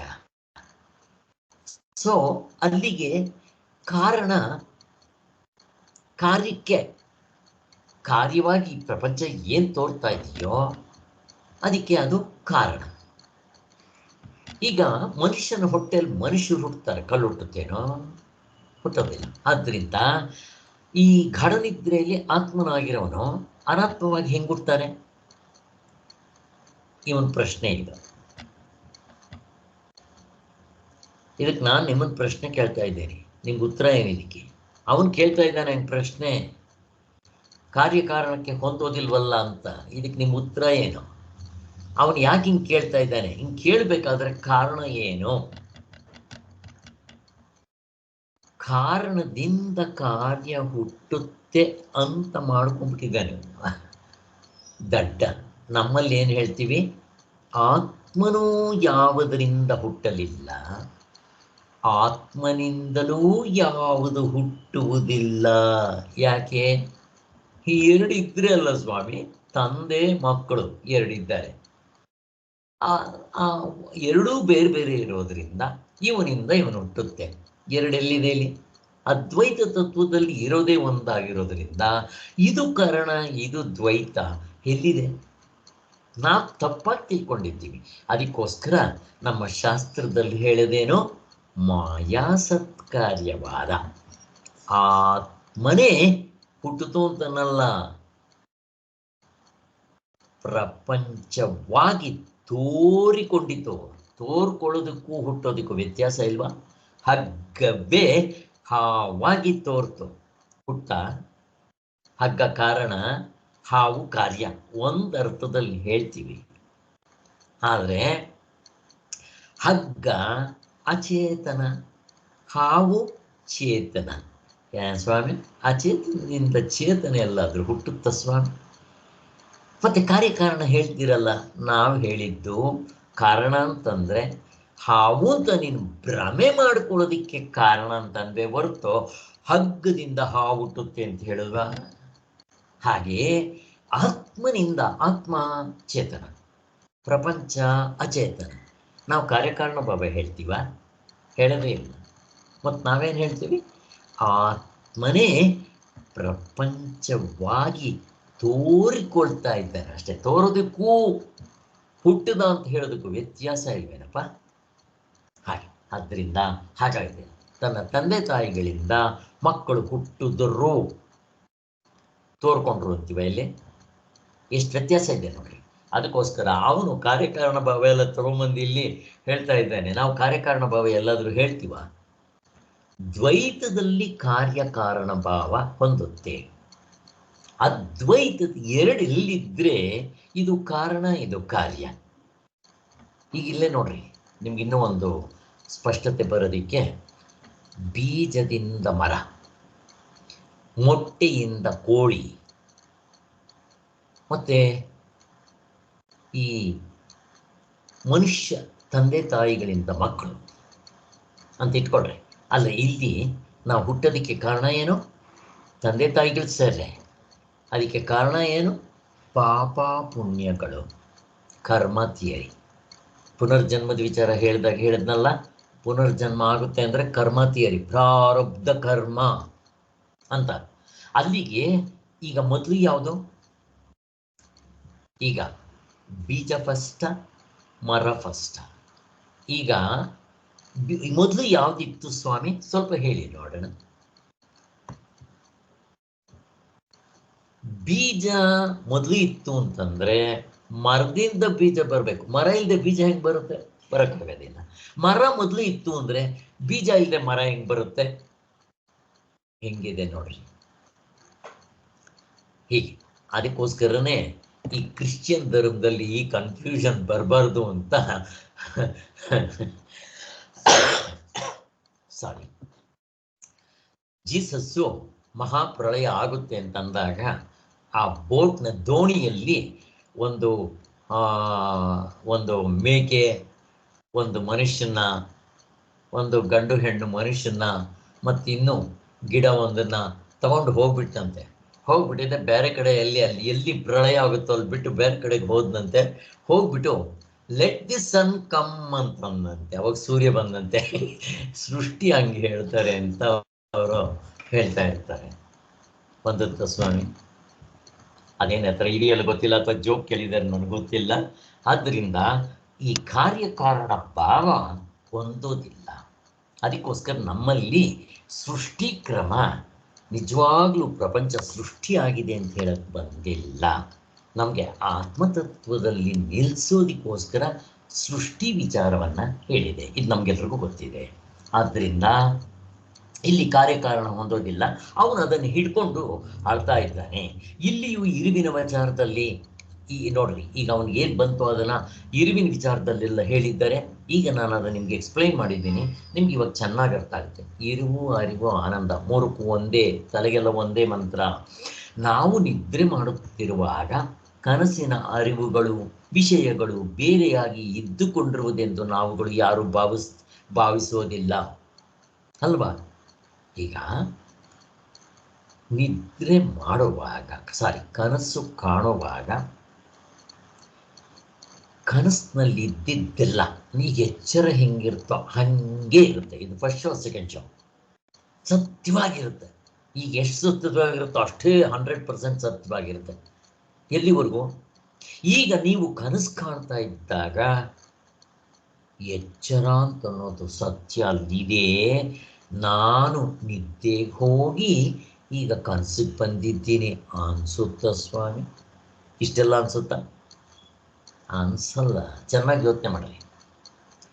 ಇದು ಅದೇ ಎಚ್ಚರ ಅಂತ ತಿಳ್ಕೊಂಡಿರ್ತಾನ ಅವನು. ಇನ್ನೊಂದು ಎಚ್ಚರ ಇದೆ ಅಂತ ಗೊತ್ತಾಗುದಿಲ್ಲ ಕನಸಿನಲ್ಲಿದ್ದಾಗ. ಈಗ ಹೇಗೆ ಇನ್ನೊಂದು ಎಚ್ಚರ ಅನ್ನೋದು ಇಲ್ಲ, ಇದೇ ಎಚ್ಚರ ಅಂತ ನಮ್ಗೆ ಎಷ್ಟು ಸ್ಪಷ್ಟವಾಗಿ ಇದೆಯೋ ಅವನಿಗೆ ಹಾಗೆ ಅನ್ನಿಸ್ತಾ ಇರುತ್ತೆ. ಎಲ್ಲಿವರೆಗೂ ಸ್ವಾಮಿ? ಸ್ವಲ್ಪ ದಡಕ್ಕಂತ ಎಚ್ಚರ ಆಗುವನು ಅಲ್ವಾ? ಆ ಜನಕ ಮಹಾರಾಜ ನೀರು ತರಬೇಕು ಅಂತ ಹೋಗಿದ್ನಲ್ಲ, ಬರ್ತಾ ಇದ್ದಾಗ 2 ಎತ್ತುಗಳು ಆ ರಾಗಿ ಹಿಟ್ ಮೇಲೆ ಕಾಲಿಟ್ಟೆಲ್ಲ ಮಣ್ಪಾಲ್ ಮಾಡ್ದು, ಅಯ್ಯೋ ಅಂತ ಕಿರ್ಚ್ಕೊಂಡಲ್ಲ. ಅಲ್ಲಿ ಕಿರ್ಚಿದ ತಕ್ಷಣ ಅವನ ಎಚ್ಚರ ಬಂದ. ಈಗ ಅವನ್ ಕೇಳ್ರಿ, ಏನಪ್ಪಾ ಕನಸಿನಲ್ಲಿ ಭಿಕ್ಷುಕನಾಗಿದ್ಯಾ, 12 ವರ್ಷಗಳ ಪರಿಬಾಲಾಗಿತ್ತ, ಅಲ್ಲಿ ಭಿಕ್ಷೆ ಎತ್ತುತ್ತಾ ಇದ್ಯಾ ಅಂತ ಕೇಳ್ರೆ, ನಾನು ಮಲಗಿದ್ದೆ 5 ನಿಮಿಷ ಎಚ್ಚರದಲ್ಲೇ, ಅಲ್ಲಿ 12 ವರ್ಷ ಆಗಿತ್ತು. ಅವನು ಹೇಳಿದ, ಹೆಂಗಿದೆ ನೋಡ್ರಿ, ಒಂದಕ್ಕೊಂದು ಹೊಂದಾಣಿಕೆ ಇರೋಲ್ಲ. ಅದೆಲ್ಲ ಸುಳ್ಳು ಅಂತ ಹೇಳ್ಬಿಡ್ತೀವಿ, ಇದನ್ನ ಒಪ್ಕೊಂಡ್ಬಿಡ್ತೀವಿ. ಈ ಕನಸನ್ನು ಯಾಕೆ ಸುಳ್ಳು ಅಂತ ಇಟ್ಕೊಳ್ಳೋಕೆ ಬರಲ್ಲ? ಪ್ರಶ್ನೆ ಯಾಕೆ ಅಂದರೆ, ಎಚ್ಚರದ ಮೇಲಿರೋ ಅಭಿಮಾನದಿಂದ. ಎಚ್ಚರ ಯಾವ ಸ್ವಾಮಿ? ಎಚ್ಚರ ಅಂದರೆ ಯಾವ್ದು ಹೇಳ್ರಿ? ಕನಸಿನಲ್ಲಿದ್ದಾಗ ಅದು ಎಚ್ಚರ, ಇಲ್ಲಿದ್ದಾಗ ಇದು ಎಚ್ಚರ. ನೀವು ಹೆಸರು ಕೊಟ್ಟಾಗ ಇದು ಎಚ್ಚರ, ಇದು ಕನಸು ಅಂತ, ಎರಡಕ್ಕೂ ಏನು ವ್ಯತ್ಯಾಸ ಇಲ್ಲ. ಆದ್ದರಿಂದ ನಾವು ಹಾಗೆ ನೋಡೋದು ಬರಬೇಕು. ಆದ್ದರಿಂದ ನಾನು ನಿದ್ರೆ ಮಾಡ್ತಾ ಇದ್ದಾಗ ಅಲ್ಲ, ಈಗ ನಾನು ಎಚ್ಚರದಲ್ಲಿದ್ದೀನಿ, ನಿಮ್ಮ ಕನಸಿನ ಪ್ರಪಂಚ ಎಲ್ಲಿದೆ ಸ್ವಾಮಿ? ನಾವೆಲ್ಲರೂ ಎಚ್ಚರದಲ್ಲಿದ್ದೀವಿ. ನಾನು ಪ್ರಶ್ನೆ ಕೇಳ್ತೀನಿ, ತಿಳ್ಕೊಡ್ರಿ. ನಿಮ್ಮ ಕನಸಿನಲ್ಲೂ ಅದೇ ಥರ ತ್ರಿಪುಟಿ ಇತ್ತು, ಮುಕ್ಕುಪ್ಪೆ ಇತ್ತು, ಅಲ್ಲಿ ವಿಶೇಷವಾದ ಜ್ಞಾನ ಇತ್ತು, ಎಲ್ಲ ಇತ್ತು. ಈಗ ಎಲ್ಲಿದೆ ಅಂತ ಕೇಳಿದ್ರೆ ಏನು ಹೇಳ್ತೀರಾ? ಬಿಡಿ ಸ್ವಾಮಿ, ಎಲ್ಲ ಇಲ್ಲಿ ಬರೀ ಸುಳ್ಳು. ನೋಡ್ರಿ ಎಷ್ಟು ಚೆನ್ನಾಗಿ ತೆಗೆದಾಕ್ಬಿಡ್ತೀವಿ, ಅನುಭವದ ಮಾತು. ಹಾಗೆ ತೆಗೆದಾಕಕ್ಕೆ ಬರುತ್ತಾ ನಿಮಗೆ ಈ ಎಚ್ಚರವನ್ನ?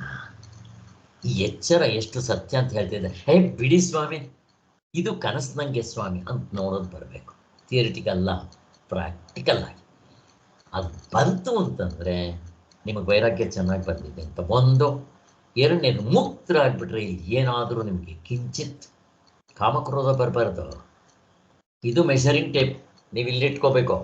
ಇದೆಲ್ಲ ಪ್ರಶ್ನೆಗಳಿಗೆ ಉತ್ತರ ಕೊಡ್ತೀನಿ, ಪುಸ್ತಕ ಬರಿತೀನಿ, ಪ್ರವಚನ ಮಾಡ್ತೀನಿ, ನಂಗೆ 100 ಜನ ಶಿಷ್ಯರಿದ್ದಾರೆ, ಇದೆಲ್ಲ ಟೇಪ್ ಇಟ್ಕೊಳ್ರಿ, ಮೆಷರಿಂಗ್ ಟೇಪು.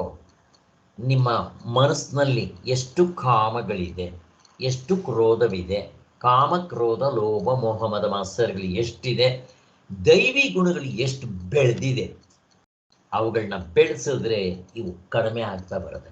ಕಡಿಮೆ ಆಗಿ ನಿಮ್ಮ ಮನಸ್ಸಿನಲ್ಲಿ ಪೂರ್ತಿ ದೈವಿ ಗುಣಗಳೇ ತಾಂಡವಾಡೋಕ್ಕೆ ಶುರುವಾದಾಗ ನಿಮಗೆ ಬೇಡ ಅಂತಂದ್ರು ತತ್ವ ತಾನಾಗಿ ತೋರಕ್ಕೆ ಶುರುವಾಗುತ್ತೆ.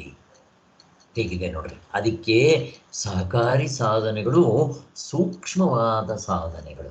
ಇದು ಎಲ್ಲರಿಗೂ ಬರೋದಿಲ್ಲ. ಇದು ಉತ್ತಮಾಧಿಕಾರಿಗೆ ಮಾತ್ರ ಸಾಧ್ಯ.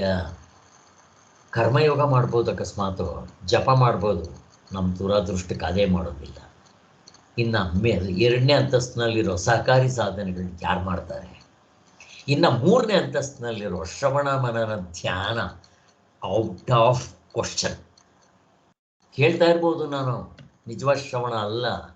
ಮನನ ಮಾಡ್ತಾ ಇರ್ಬೋದು, ನಿಜವಾದ ಮನನ ಅಲ್ಲ.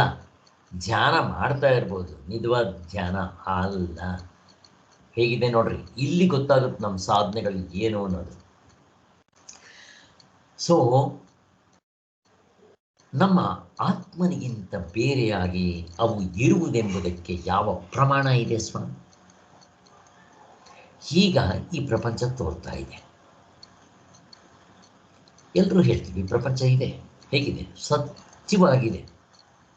ಈಗ ನಮಗೆ ಕನಸಿನ ವಿಚಾರದಿಂದ ನೋಡಿ, ಓಹೋ ಸ್ವಾಮಿ ಇದು ಡೂಪ್ಲಿಕೇಟ್ ಇದ್ದಂತೆ ಇರುತ್ತೆ, ಇದ್ದಂತೆ ಇರುತ್ತೆ ಅಂತ ಹೇಳಬೇಕಾದ್ರೆ ಇದರ ಹಿಂತಡಿಕೆ ಏನು ಗೊತ್ತಿರಬೇಕು ನಿಮಗೆ. ನಮ್ಮ ನಿಜವಾದ ಅರಿವು ಗೊತ್ತಿರಬೇಕು. ಅದು ಗೊತ್ತಾಗಿದೆಯಾ ಸ್ವಾಮಿ? ಚಿನ್ನ ಗೊತ್ತಾದರೆ ಆಭರಣಗಳು ತೋರ್ತಾ ಇದ್ದರೂ ಅದು ವಾಚಾರಂಭಣ ವಿಕಾರ. ಹಾಗೆ ಗೊತ್ತಾಗಬೇಕು. ಚಿನ್ನ ನನಗೆ ಗೊತ್ತಾಗಬೇಕು, ಹಗ್ಗ ನನಗೆ ಗೊತ್ತಾಗಬೇಕು, ಅವಾಗ ಹಾವಿರಲ್ಲ. ಚಿನ್ನ ಗೊತ್ತಾದರೆ ಒಡವೆ ಇರೋದಿಲ್ಲ. ಆತ್ಮನ ಅನುಭವ ಆದರೆ ಈ ಪ್ರಪಂಚ ಸತ್ಯತ್ವ ಇರೋದಿಲ್ಲ. ಅಲ್ಲಿವರೆಗೂ ಬಿಡೋದಿಲ್ಲ ಸ್ವಾಮಿ. ನಿಮ್ಗೆ ಕನಸು ಸುಳ್ಳು ಅನ್ಬೋದು, ಎಚ್ಚರ ಸುಳ್ಳು ಅಂತ ಅನ್ನಿ ನೋಡೋಣ. ನೀವು ಥಿಯರಿಟಿಕಲ್ ಆಗಿ ಹೇಳ್ಬೋದು, ಪ್ರಾಕ್ಟಿಕಲ್ ಆಗಿ ಫೇಲ್ಯೂರ್ ಆಗಿಬಿಡ್ತೀವಿ. ಯಾವಾಗ? ಪರೀಕ್ಷೆ ಬಂದಾಗ ಅದನ್ನು ನೋಡ್ಕೊತಾ ಇರಬೇಕು. ಇದು ಅದಕ್ಕೆ ಸನ್ಯಾಸಿಗಳು 24 ಗಂಟೆ ಅವರು ಯುದ್ಧ ಮಾಡ್ತಾರಂತೆ. ಯಾರ ಜೊತೆಯಲ್ಲಿ? ಅಲೆಕ್ಸಾಂಡರ್ ಮಾಡ್ದಂಗಲ್ಲ, ನಮ್ಮ ಅರಿಷಡ್ ವರ್ಗಗಳಾದ ಕಾಮ, ಕ್ರೋಧ, ಲೋಭ, ಮೋಹ, ಮದ, ಮಾತ್ಸರ್ಯಗಳ ಜೊತೆಲಿ 24 ಗಂಟೆ ಅದು ಎದ್ಕೊತಾ ಇರುತ್ತೆ ಹಿಂಗೆ ಅವಂತ ಮಟ್ಟ ಹಾಕ್ತಾ ಇರಬೇಕು ಅನುಭವದ ಕಣ್ಣಿನಿಂದ. ಹಾಗೆ ಮತ್ತು ಈ ನಿತ್ಯಾನಿತ್ಯ ವಸ್ತು ವಿವೇಕದಿಂದ, ಸಹಕಾರಿ ಸಾಧನೆಗಳಿಂದ, ಶ್ರವಣ ಮನನ ಧ್ಯಾನದಿಂದ. ಆದ್ದರಿಂದ ಆತ್ಮನಿಗಿಂತ ಬೇರೆಯಾಗಿ ಅವು ಇದೆ ಅನ್ನೋದಕ್ಕೆ ಯಾವ ಪ್ರಮಾಣ ಇಲ್ಲ. ಅದಕ್ಕೆ ನಾವು ಖಡನಿದ್ರೆಯಲ್ಲಿದ್ದಾಗ ನಿಮ್ಗೆ ಎಚ್ಚರವೂ ಇಲ್ಲ, ಕನಸೂ ಇಲ್ಲ. ಎಲ್ಲಿರುತ್ತೆ ಸ್ವಾಮಿ? ಇದ್ರೆ ಅಲ್ವಾ ತೋರೋದಿಕ್ಕೆ, ಇದ್ರೆ ಅಲ್ವಾ ಅದು. ಒಡವೆನ ಕರಗಿಸಿದ್ರೆ ಏನಾಯ್ತು ಸ್ವಾಮಿ? ಒಡವೆ ಅಲ್ಲ ಸ್ವಾಮಿ, ನೀವು ಕರಗಿಸಿದ್ರಲ್ವಾ, ಅದು ಸೂಕ್ಷ್ಮ ರೂಪದಿಂದ ಅವ್ಯಕ್ತ ರೂಪದಿಂದ ನಿಮ್ಮ ಚಿಂತೆಯಲ್ಲಿ ಬಂದು ಸೇರ್ಕೊಂಡಿದೆ ಸ್ವಾಮಿ. ನೀವು ಮತ್ತೆ ಎಚ್ಚರಕ್ಕೆ ಬನ್ನಿ, ಬದುಕಂತ ತೋರ್ಕೊಳ್ಳುತ್ತೆ ಅಂತಾರ. ಅಂದರೆ ಏನಾಗುತ್ತೆ ಹೇಳಿ? ಆಗುತ್ತಾ?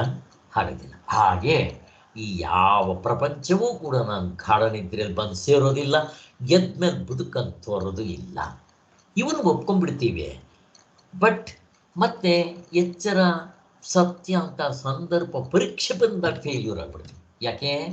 ಇನ್ನೂ ಹಗ್ಗವನ್ನು ಕಂಡಿಲ್ಲ, ಚಿನ್ನವನ್ನು ನೋಡ್ಕೊಂಡಿಲ್ಲ, ಅರಿವಿನಲ್ಲಿ ನಿಂತಿಲ್ಲ. ಸೊ ಎಚ್ಚರದ ಅರಿವುಗಳು, ವಿಷಯಗಳು ನಿದ್ರೆಯಲ್ಲಿ ಬರೀ ಅರಿವಿನಲ್ಲಿ ಸೇರಿಕೊಳ್ಳಲಾರವೆಂದು ಅವು ಬೇರೆಯಾಗಿ ಎಲ್ಲಿಯೋ ಇದ್ದುಕೊಂಡಿರಬೇಕೆಂದು ಭಾವಿಸುವುದು ನಿರ್ಯುಕ್ತವಾಗಿದೆ. ನೋಡಿ, ನಾವು ಹಂಗೆ ಹೇಳ್ತೀವಿ. ನೀವು ಹೆಂಗೆ ಹೇಳಿದ್ರೆ ನಾವು ಹಂಗೆ ಹೇಳೋದು. ಅವನ ಅನುಭವ ಹಂಗೆ ಹೇಳ್ತಾ ಇಲ್ಲ. ನೀವು ಹೇಳ್ತೀರಲ್ಲ, ಬೇಕಾದರೆ ಇಟ್ಕೊಳ್ರಿ. ಅವನ ಪ್ರಕಾರ ಇದು ಸತ್ಯ, ನಿದ್ದೆಯಲ್ಲಿ ಇರುತ್ತೆ, ಬಟ್ ಕೆಲಸ ಮಾಡ್ತಾ ಇರೋದಿಲ್ಲ ನಾವು ಹಂಗೆ ಹೇಳ್ತೀವ?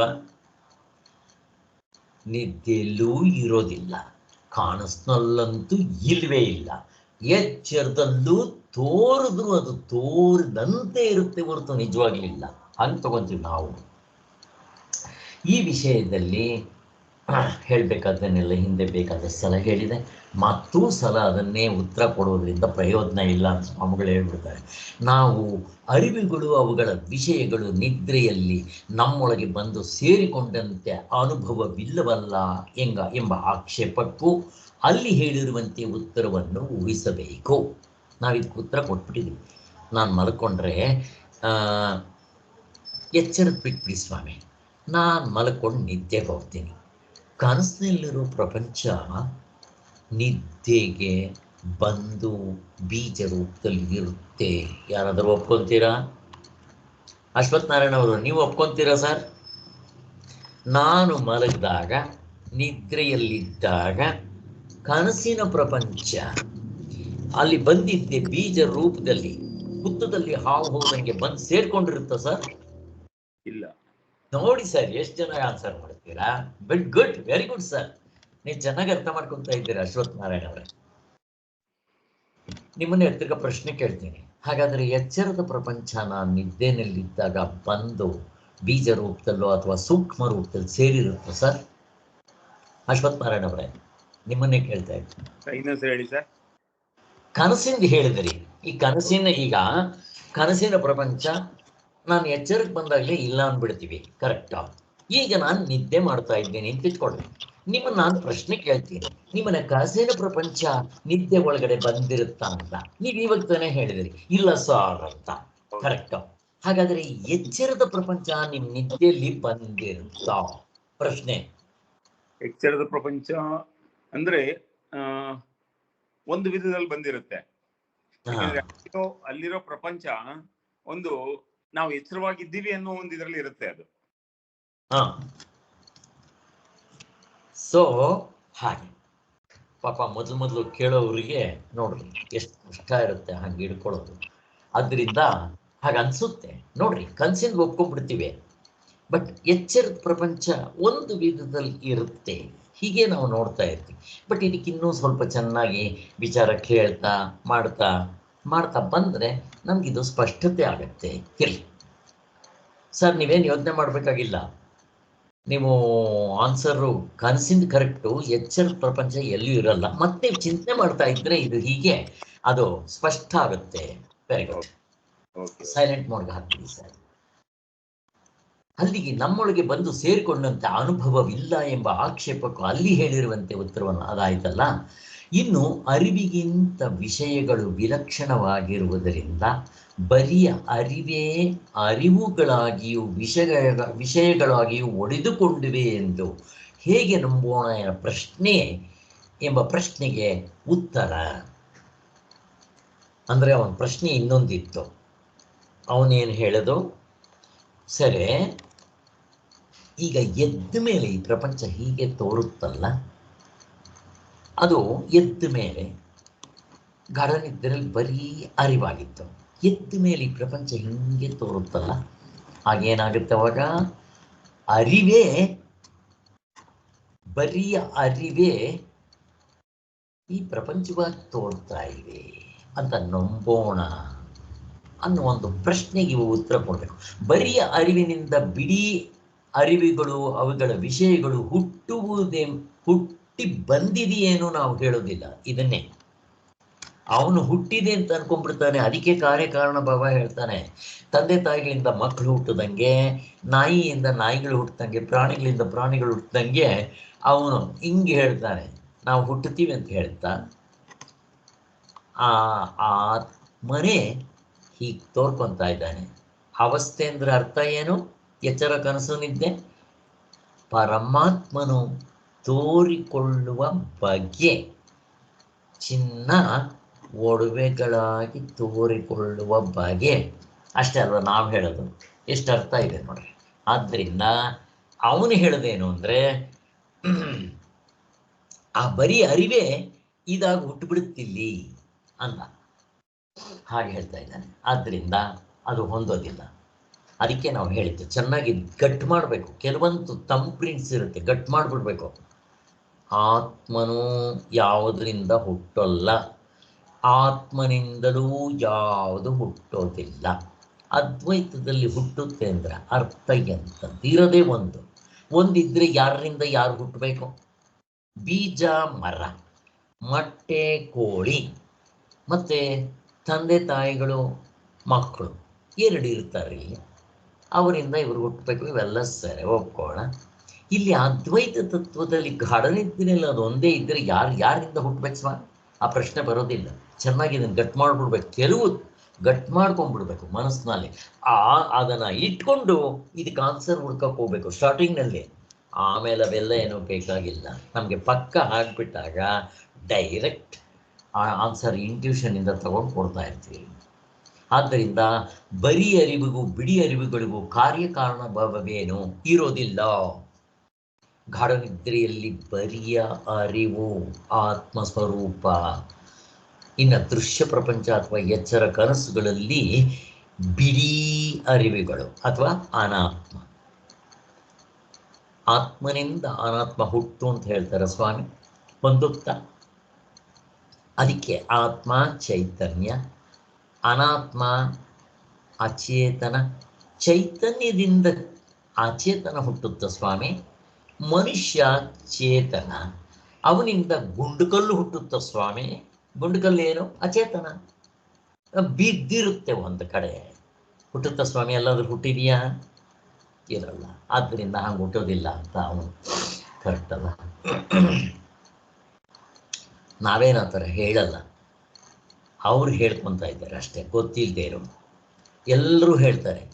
ಸಾಂಖ್ಯರು ಹೇಳ್ತಾರೆ, ದರ್ಶನಕಾರರು ಹೇಳ್ತಾರೆ, ಸಾಂಖ್ಯರು ಹೇಳ್ತಾರೆ. ಸಾಂಖ್ಯರು ಅಂದರೆ ತಿರ್ಗಾ ಪಾತಂಜಲಿಗಳು ಸೇರ್ಕೊಂಡ್ಬಿಡ್ತಾರೆ. ಇನ್ನು ತಾರ್ಕಿಕರು, ನೈಯಾಯಿಕರು ಮತ್ತು ವೈಶೇಷಿಕರು ಹೇಳ್ತಾರೆ ಹೀಗೆ. ಮತ್ತು ಈ ಸೈಂಟಿಸ್ಟ್ಗಳು ಹೇಳ್ತಾರೆ, ವೆಸ್ಟರ್ನ್ ಫಿಲಾಸಫರ್ಗಳು ಹೇಳ್ತಾರೆ, ಎಲ್ಲರೂ ಹೇಳ್ತಾರೆ. ಬುದ್ಧಿಸಮ್ನವರು ಮಾತ್ರ ಹೇಳಲ್ಲ. ಯಾಕೆ? ಅವರು ಹುಟ್ಟೋದಿಲ್ಲ ಅಂತಾನೆ. ಅವ್ರು ನೀರೇ ಪ್ರಪಂಚನೂ ಇಲ್ಲ ಹೋಗ್ಲಿದ್ದೇ. ಈ ಪ್ರಪಂಚ ಇಲ್ಲ ಅನ್ನೋದು ಯಾವುದರಿಂದ ಗೊತ್ತಾಯ್ತು? ಅದಿಲ್ವೇನಂದ್ರೆ ಅದು ಇಲ್ಲ ನಿನ್ನ ತಲೆ ಅಂದ್ಬಿಡ್ತಾರೆ ಅವರು. ಆದ್ದರಿಂದ ಅವರಿಗೆ ಆತ್ಮನೂ ಒಪ್ಪಲ್ಲ, ಪ್ರಪಂಚನೂ ಒಪ್ಪಲ್ಲ. ಆದ್ದರಿಂದ ಅವ್ರದ್ದು ಬಿಡಿ.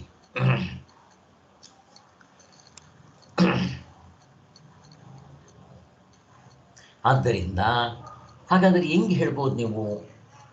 ಬರಿಯ ಆತ್ಮನಿಂದ ಈ ಅನಾತ್ಮಗಳು ವ್ಯವಹಾರ ಸ್ತುತಿಯೇ ಹೊರತು ಬರೀ ಅರಿವಿನ ರೂಪದಲ್ಲಿರುವ ಆತ್ಮನಿಗಿಂತ ಬೇರೆಯಾಗಿ ಯಾವ ಅರಿವಾಗಲಿ ವಿಷಯವಾಗಲಿ ಎಂದದ್ದು ಇದ್ದೇ ಇಲ್ಲ. ಅವುಗಳಿಗಿಂತ ಇದು ತೋರ್ಕೊಳ್ಳೋದಕ್ಕೆ ಅಸ್ತಿತ್ವ ಇಲ್ಲ, ಅಷ್ಟು ಹೇಳ್ತೀವಿ ನಾವು. ಆದ್ದರಿಂದ ನೀವೇನು ಹೇಳ್ತಿರೋ ಅದು ಹುಟ್ಟದಲ್ಲ. ಹಗ್ಗ ಇರೋದ್ರಿಂದ ನೀವು ತಪ್ಪಾಗಿ ಹಾವು ಅಂತ ಭ್ರಮೆ ಮಾಡ್ಕೊಳ್ಳೋದಕ್ಕೆ ಸಾಧ್ಯ ಆಯಿತು ಅಷ್ಟೇ. ಚಿನ್ನ ಇರೋದ್ರಿಂದ ಒಡವೆಗಳು ಅಂತ ಭ್ರಮೆ ಮಾಡ್ಕೊಳ್ಳೋದಕ್ಕೆ ಸಾಧ್ಯ ಆಯಿತು. ಹಾಗೆ ಆತ್ಮನ ಅರಿವು ಇರಿವಿನಿಂದ ನೀವು ಈ ಪ್ರಪಂಚ ಇದೆ ಅಂತ ತಪ್ಪಾಗಿ ತಿಳ್ಕೊಳ್ಳೋದಕ್ಕೆ ಸಾಧ್ಯ ಆಯಿತು ಅಷ್ಟೇ. ಆತ್ಮನಿಗಿಂತ ಬೇರೆಯಾಗಿ ಯಾವ ಇರುವಾಗಲಿ ಅರಿವಾಗಲಿ ಆನಂದವಾಗಲಿ ಇರೋದಿಲ್ಲ. ಇಷ್ಟು ತಿಳ್ಕೊಂಡ್ರೆ ಸಾಕು.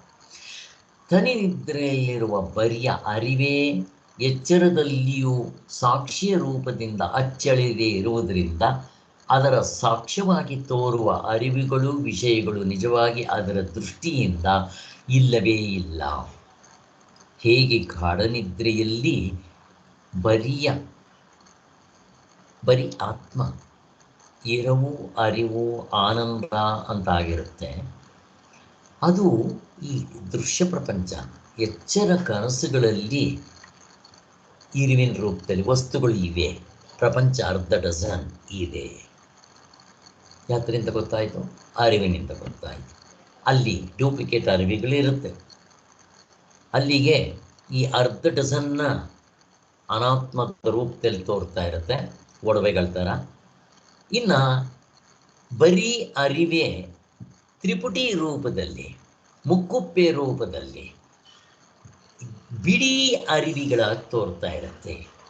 ಹೇಗೆ ಒಂದೇ ಕ್ಯಾಂಡಲ್ ಇರೋದು ಬೆಳಕು. ನೀವು ಒಂದು ಕುಂಡಾಗೆ ಒಂದು ಮಡಿಕೆಗೆ ಒಂದು 10 ತೂತು ಮಾಡಿಬಿಟ್ಟು ಒಳಗಡೆ ಒಂದು ಕ್ಯಾಂಡಲ್ ಇಡ್ರಿ, 10 ಕಡೆ ಬೆಳಕು ಕಾಣುತ್ತೆ. 10 ಕ್ಯಾಂಡಲ್ ಇಟ್ಟಿದ್ದೀರಾ ನೀವು? ಇಲ್ಲ.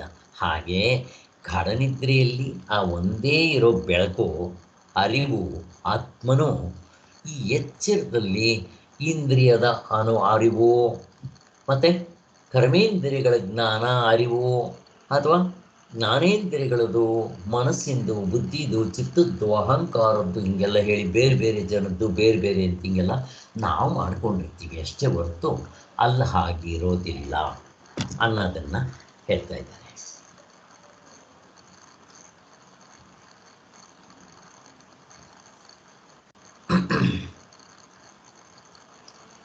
ತನಿನಿದ್ದಲ್ಲಿರುವ ಬರೀ ಅರಿವೇ ಎಚ್ಚರದಲ್ಲೂ ಸಾಕ್ಷ್ಯ ರೂಪದಿಂದ ಅಚ್ಚಳಿಯದೇ ಇರುವುದರಿಂದ ಅದರ ಸಾಕ್ಷ್ಯವಾಗಿ ತೋರುವ ಅರಿವುಗಳು ವಿಷಯಗಳು ನಿಜವಾಗಿ ಅದರ ದೃಷ್ಟಿಯಿಂದ ಇಲ್ಲವೇ ಇಲ್ಲ.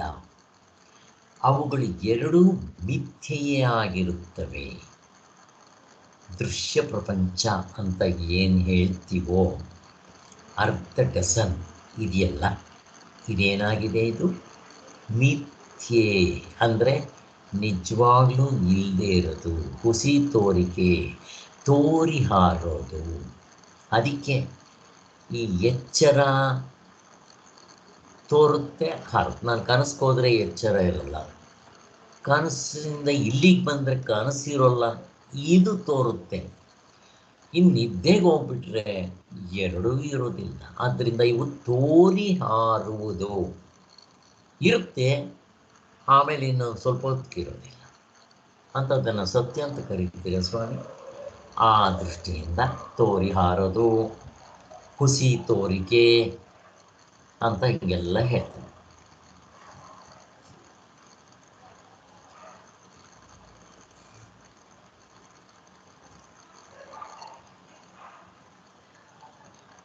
ಸೊ ಅವುಗಳನ್ನೇನಂತ ಕರಿತೀವಿ ನಾವು? ಮಿಥ್ಯೆ. ವಿಷಯಗಳು ಕರ್ಣಗಳು ಎಂದಿನಂತೆ ಎಚ್ಚರದಲ್ಲಿ ತೋರಿಕೊಳ್ಳುತ್ತಿರುವುದು ನಿಜ. ಬಟ್ ನಮಗೆ ವ್ಯವಹಾರದ ದೃಷ್ಟಿಯಿಂದ ನಾವು ನೋಡುವಾಗ ಈ ಅರ್ಧ ಡಜನ್ ಅಂತ ಏನು ಹೇಳ್ತೀವೋ ಎಲ್ಲವೂ ಕೂಡ ಕನಸಿನಲ್ಲೂ ಎಚ್ಚರದಲ್ಲೂ ತೋರ್ಕೊಳ್ತಾ ಇರುತ್ತೆ ನಿಜ. ಯಾಕೆ? ನಾನೇ ನಿನ್ನೆ ದಿನ ಉಪಯೋಗಿಸಿದ ಈ ಶರೀರವನ್ನು ಮತ್ತು ಈ ಕರ್ಮೇಂದ್ರಿಯಗಳನ್ನ ಜ್ಞಾನೇಂದ್ರಿಯಗಳನ್ನ ಇವತ್ತು ಉಪಯೋಗಿಸ್ತಾ ಇದ್ದೀನಿ. ನಾನು ಮತ್ತೆ ಮಲ್ಕೊಂಡ್ರು ಇಲ್ಲದೆ ಇದ್ದಂಗೆ ಆದರೂ ಮತ್ತೆ ನಾಳೆ ಬೆಳಿಗ್ಗೆ ಇವುಗಳೇ ಇರುತ್ತೆ. ಅದೇ ಹೆಂಡತಿ, ಅದೇ ಶರೀರ, ಅದೇ ಲಾಲ್ಬಾಗು ಅಲ್ವಾ, ಹೀಗೆ ಎಲ್ಲವೂ ಅದದೇ ಕಂಟಿನ್ಯೂಷನ್ ಇದ್ದಂಗೆ ಇರುತ್ತಿಲ್ಲ. ಆದ್ದರಿಂದ ನಾನೇನು ಮಾಡ್ಕೊಂಡ್ಬಿಡ್ತೀನಿ, ಇವು ಸತ್ಯವಾಗಿದೆ ಅಂದ್ಕೊಂಡ್ಬಿಡ್ತೀನಿ. ಕನಸಿನಲ್ಲಿದ್ದಾಗಲೂ ಹೀಗೆ ಅನಿಸುತ್ತೆ ಸ್ವಾಮಿ. ಚೆನ್ನಾಗಿ ವಿಚಾರ ಮಾಡಿ. ಕನಸಿನಿಂದ ಎದ್ದಿದ ತಕ್ಷಣ ವಿಚಾರ ಮಾಡಿ, ಅಲ್ಲೂ ಕೂಡ ಹೀಗೆ ಅನಿಸುತ್ತೆ. ಆದ್ದರಿಂದ ನಾವು ಎದ್ದಿದ ತಕ್ಷಣ ಇಮ್ಮಿಡಿಯೇಟ್ ಆಗಿ ಕನಸು ಬರೀ ಸುಳ್ಳು ಅಂತ ಕ್ಯಾನ್ಸಲ್ ಮಾಡಕ್ಕೆ ಬಿಡ್ತೀವಿ, ಅನುಭವದ ಮಾತು. ಸೊ ಹಾಗೆ ನಮಗೆ ಎಚ್ಚರವನ್ನು ಮಾಡಕ್ಕೆ ಬರಬೇಕು. ಆದರೆ ಇದೆಲ್ಲ ಎಚ್ಚರದ ದೃಷ್ಟಿಯಿಂದ ನೋಡಿದ್ದಾದ್ದರಿಂದ